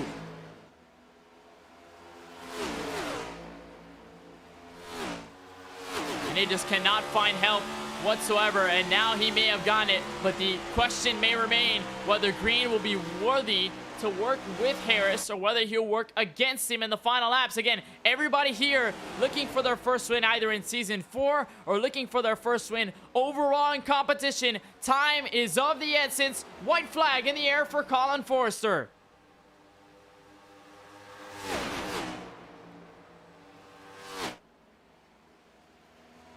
Mark Harris trying to load up what could be the final blast into the front of the field. AJ Green will give support, but Colin Forster was in this sort of position a couple of months back in Season 3 with the Gen 6 Cup cars. Here comes Harris to the inside for the lead. Final charge in a 3 and 4. Harris will slide up. Forster will look for the cross. Harris makes the block, and coming out of turn 4 as a drag race for the line, Mark Harris is a 4-Wide Cup winner. As they wrecked to the line, it was not enough. Mark Harris to victory lane for the very first time in his 4-Wide Racing Cup career. At what looked like a 3rd place finish if he had done nothing, it turned into a race win with a last lap pass in 3 and 4.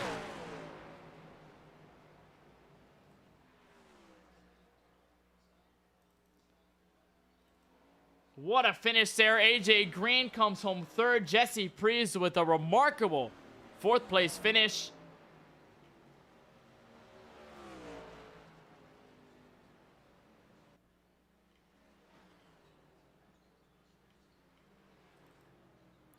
And the 5 of Mark Harris, it looks like he will be in victory lane for the very first time tonight. So it looks like Mark Harris will go to victory lane. Actually, it looks like scoring is telling me that he's back in 14th, 1 lap down. So I'm not exactly sure whether we may have had a change of win here in the final laps. Actually, now we do have confirmation from race control. Mark Harris is the winner Although the official results don't necessarily show it, it was a black flag, what looked like for too many incident points on the racetrack. But nonetheless,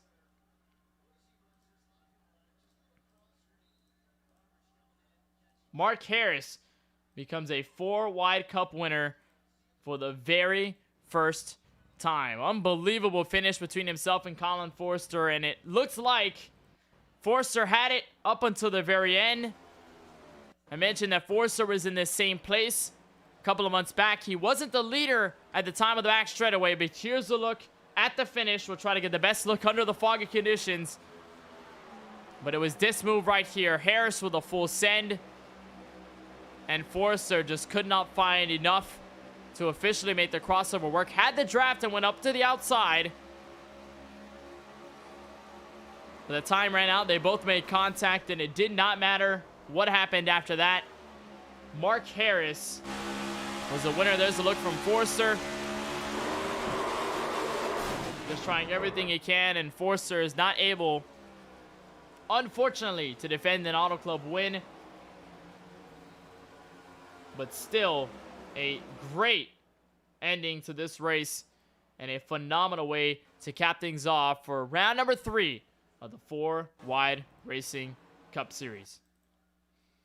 So as we try and calm ourselves down, as we get into the post-race coverage, we'll take a look at your full field results. Again, this is unofficial, and this is barring the fact that Mark Harris got a black flag for too many incidents. Colin Forster is second at the start-finish line. Mark Harris, though, is declared the winner here tonight from Fontana, California. AJ Green is back in P2. You'll find, or rather, AJ Green is third. Jesse Prees ends up finishing in P4. Kyle Benson wraps up the top 5 after a roller coaster evening for him. Michael Newbraw is able to get P6 out of all of it. 7th, it'll go to Daniel Michel in his very first 4-wide cup start here at Auto Club. Craig Launslugger is 8th. Lawson Peel, who dominated the race near the end of the event, he is 9th. Sergio Monier wraps up the top 10. Matt Roberts is officially back in 11th.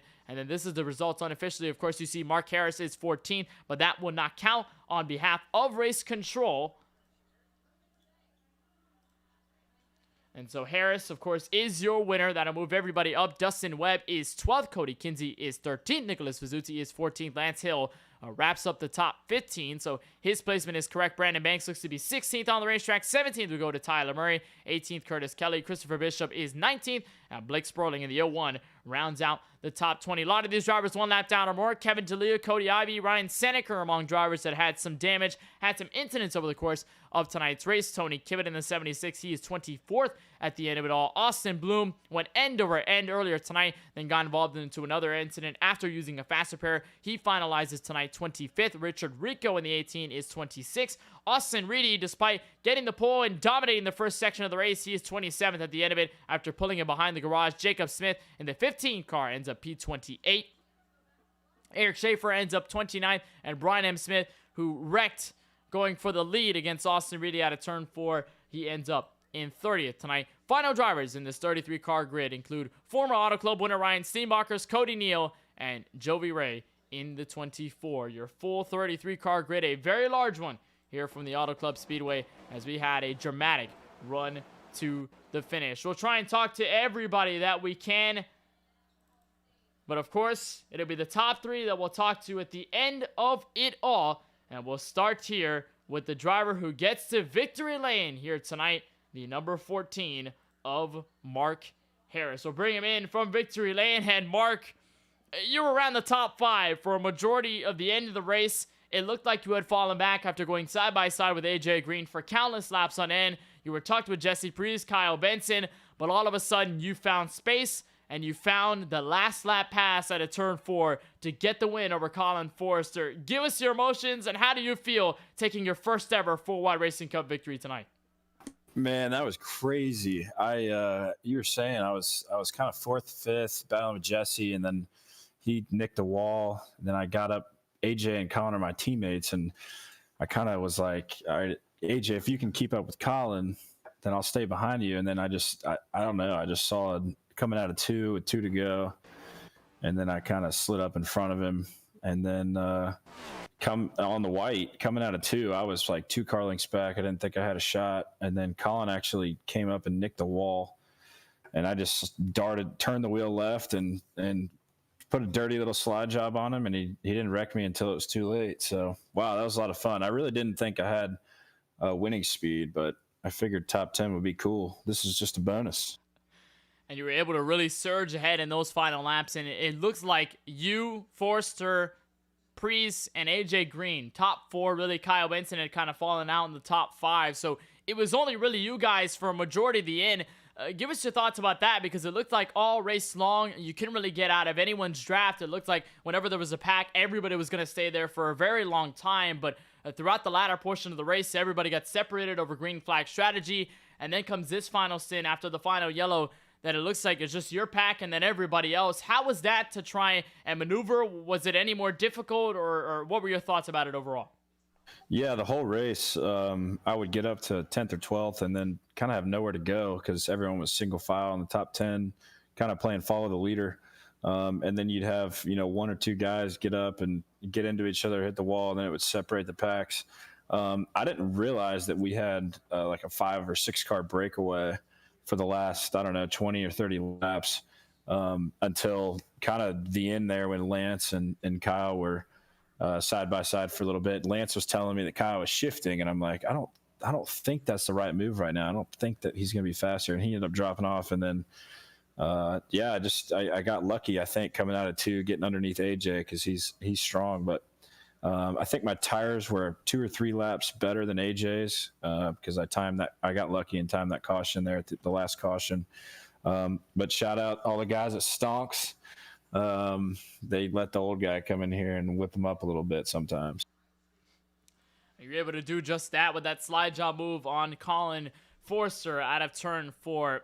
Give us your thoughts here about this new combo, because ultimately, going into season 5, Tyler Murray, league owner, all the people in the race council said that this was going to be the car next gen for 2022 for season 5. You guys had around at Daytona in the super speedway. You guys had a first short track experience last week at the Phoenix Raceway, but this is really the first time that you can test the 670 horsepower package with the 4-inch spoiler at tracks that are larger than any of the short tracks that we visit on the calendar. So how was it to drive? Was it any challenging? What seemed to stand out to you the most about this car and this combo in race condition? Yeah, the car was definitely challenging, as you saw with the amount of self-spins, me included, actually. But I think that what iRacing has done with all these updates has been incredible. Like you said, this is the first time that we could really see how this car could drive on a bigger track. And, it's definitely difficult to drive. I think towards the end there, obviously in the back half of the race, everyone kind of figured out what kind of space they needed to give people. But I love the move to the next gen. I love the old, I guess, Gen 6 car on iRacing. It was fun to drive, but I think it was time for a change. I like the way they're doing this with the next gen, and then also with ARCA on Tuesday nights. It's a nice little change up. So I like what Tyler and everybody's got going on here. It's a new car here in this series, and we see a new winner in the form of you here at the Auto Club Speedway. Mark, before we let you go and continue your celebrations on what should have been a sunny day in Sim, we ended up clouded over fog, but nonetheless, who do you want to thank for making this all possible? Team, sponsors, or anybody you just like to shout out for making this happen? Yeah, shout out. We're running the scheme this week, but shout out Oceanside Cleaners Racing and everybody at Stonks Motorsports. There's too many to name. That Discord gets a little hectic during the race, but thank you guys. And yeah, that fog was a little surprising there. It was a lot of fun to cover nonetheless, and I think it also helps you. You've got a Kyle Larson paint scheme. Larson just won the pole for the Daytona 500, so who knows, the 5 being very successful today in all forms of racing. Mark, though, on behalf of all of us here at MaxSpeedTV, I want to congratulate you on your win here tonight from the Auto Club Speedway, and of course, wishing you the best of luck moving to Richmond next week. Thanks, guys. Appreciate it. That is Mark Harris, your race winner here tonight from the virtual Auto Club Speedway. We'll take a moment to talk with the driver who ends up in P2 at the end of it all. It is the number 99 of Colin Forster, and we'll have a moment to talk with the defending winner at this track in just a couple of moments as he unfortunately gets beat out of turn 4 by Mark Harris for the race win. Colin, you were the catbird seat in the final laps. Give us your thoughts on what happened there in the last lap pass. I think I just got the right front tire too hot there towards the end. I was just overdriving it because the draft package is so strong here. I just drove it off the corner too hard, too many times, and got the right front a little heated too much. But congratulations to Mark. He's a good driver. He ran up front all race. I obviously had damage for about the middle half of the race, I would say. But fun race overall. Glad we got it cleaned up towards the end. I don't know how much you've seen, but it was a interesting race. I'll put it that. It definitely was an interesting race. It's not often that you see Auto Club Speedway or really any track littered with fog in a league race or really any competitive race at all. I mean, give us your thoughts on that because I know a lot of drivers came in and the first thought was, okay, what's happening here? What were your thoughts about it and how were you able to kind of accustom to it over the course of the race? I mean, honestly, it wasn't really that bad, and I actually enjoyed it. I thought it was more fun. I don't know. I just think it adds a different element to the racing. But I mean, I know at least probably like 5 or 6 people got speeding on pits during them green flag pit stops. So I was definitely happy that caution came out before I had to pit. I had like 2 laps of fuel left, and just barely made it, and that helped me get back up there. I used my fast repair and just slowly worked my way up. But Mark got past me on the last lap, and he did a great job the whole race, conserving his tires, and he got there at the right moment. It was a great one to the finish, and of course, you came into this race being the defending winner at the Auto Club Speedway, and you put up a great result nonetheless, even with the last lap pass out of turn 4. And I asked Mark Harris this question a couple of moments earlier about this car. I mean, this is the first time we see 670 horsepower, 4-inch spoiler on these next-gen Cup cars, of course. Previously, before the season even started, it looked like 550 with the 8-inch spoiler was going to be what we were going to see at these larger tracks. But with this physics update and with the graphical update to show the 4-inch spoiler and to show all the updates on this new car, behind the wheel, how was it for you? Was it any challenging? Was it more challenging than the Gen 6? Do you enjoy it? What are your thoughts on what's going to be this car and this package that we're going to race for a majority of the year? It's definitely unique, like you said. It's definitely harder than the Gen 6 car was previously. You just gotta lift a lot more in the corners. There's a lot less downforce. I'm not really a big fan of the steering pinion though, because it's definitely hard to have any feeling in the car when it's about to get loose or anything. That's why you've probably seen so many overcorrections tonight, especially at a track like this. It's super easy to overcorrect. 3 and 4 is pretty loose in these cars, but it's definitely very strange. The draft package is still super strong here, almost as if it is a Gen 6 car. But then in the corners, you're lifting like all the way off the gas, even using some brakes. So definitely super weird, but definitely getting used to it. And hopefully I can finish one spot better next week. Well, no doubt. I mean, we saw you in the Championship 5 last season. There's no doubt in my mind, at least, that the Gen 6 car success is going to translate into this new car for 2022. A second-place finish here at the Auto Club Speedway, Colin. But before we let you go, before we head over to Virginia, the Richmond Raceway, 1 week from now, is there anybody you just want to thank for making this run possible tonight? I just thank everybody in the league for having me. Second season in the league. By far the most fun I've ever had in any league I've ever run, but no slouch to any of the other leagues I run. But also shout out to my parents for watching and let me stay up a little bit later. And also shout out to everyone on Stonks Motorsports. Put in a great team effort today. Team chemistry in the chat was interesting. I'll leave it at that.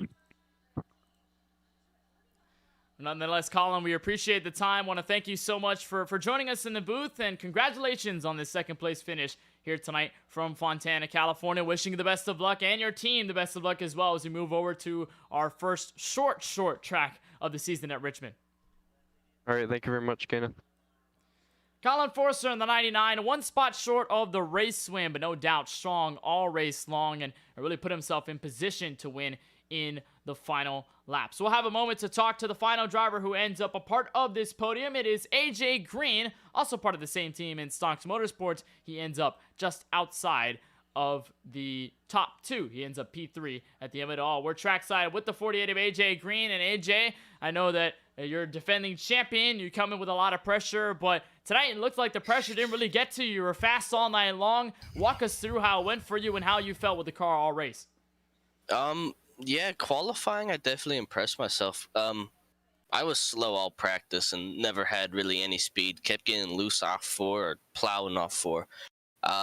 so starting fourth was really, really nice. And well, the race went smooth. Had a couple mishaps with some teammates, and that wasn't too happy, and no one was happy about that. But everything was settled near the end. But yeah, one of the wrecks Colin was involved in, I had nowhere to go and plowed right to him and blew the engine. So luckily I got around back to the pits, used the fast repair, and then had to play the safe game all race and just basically just ride the outside, which was quickest, and I ended up third.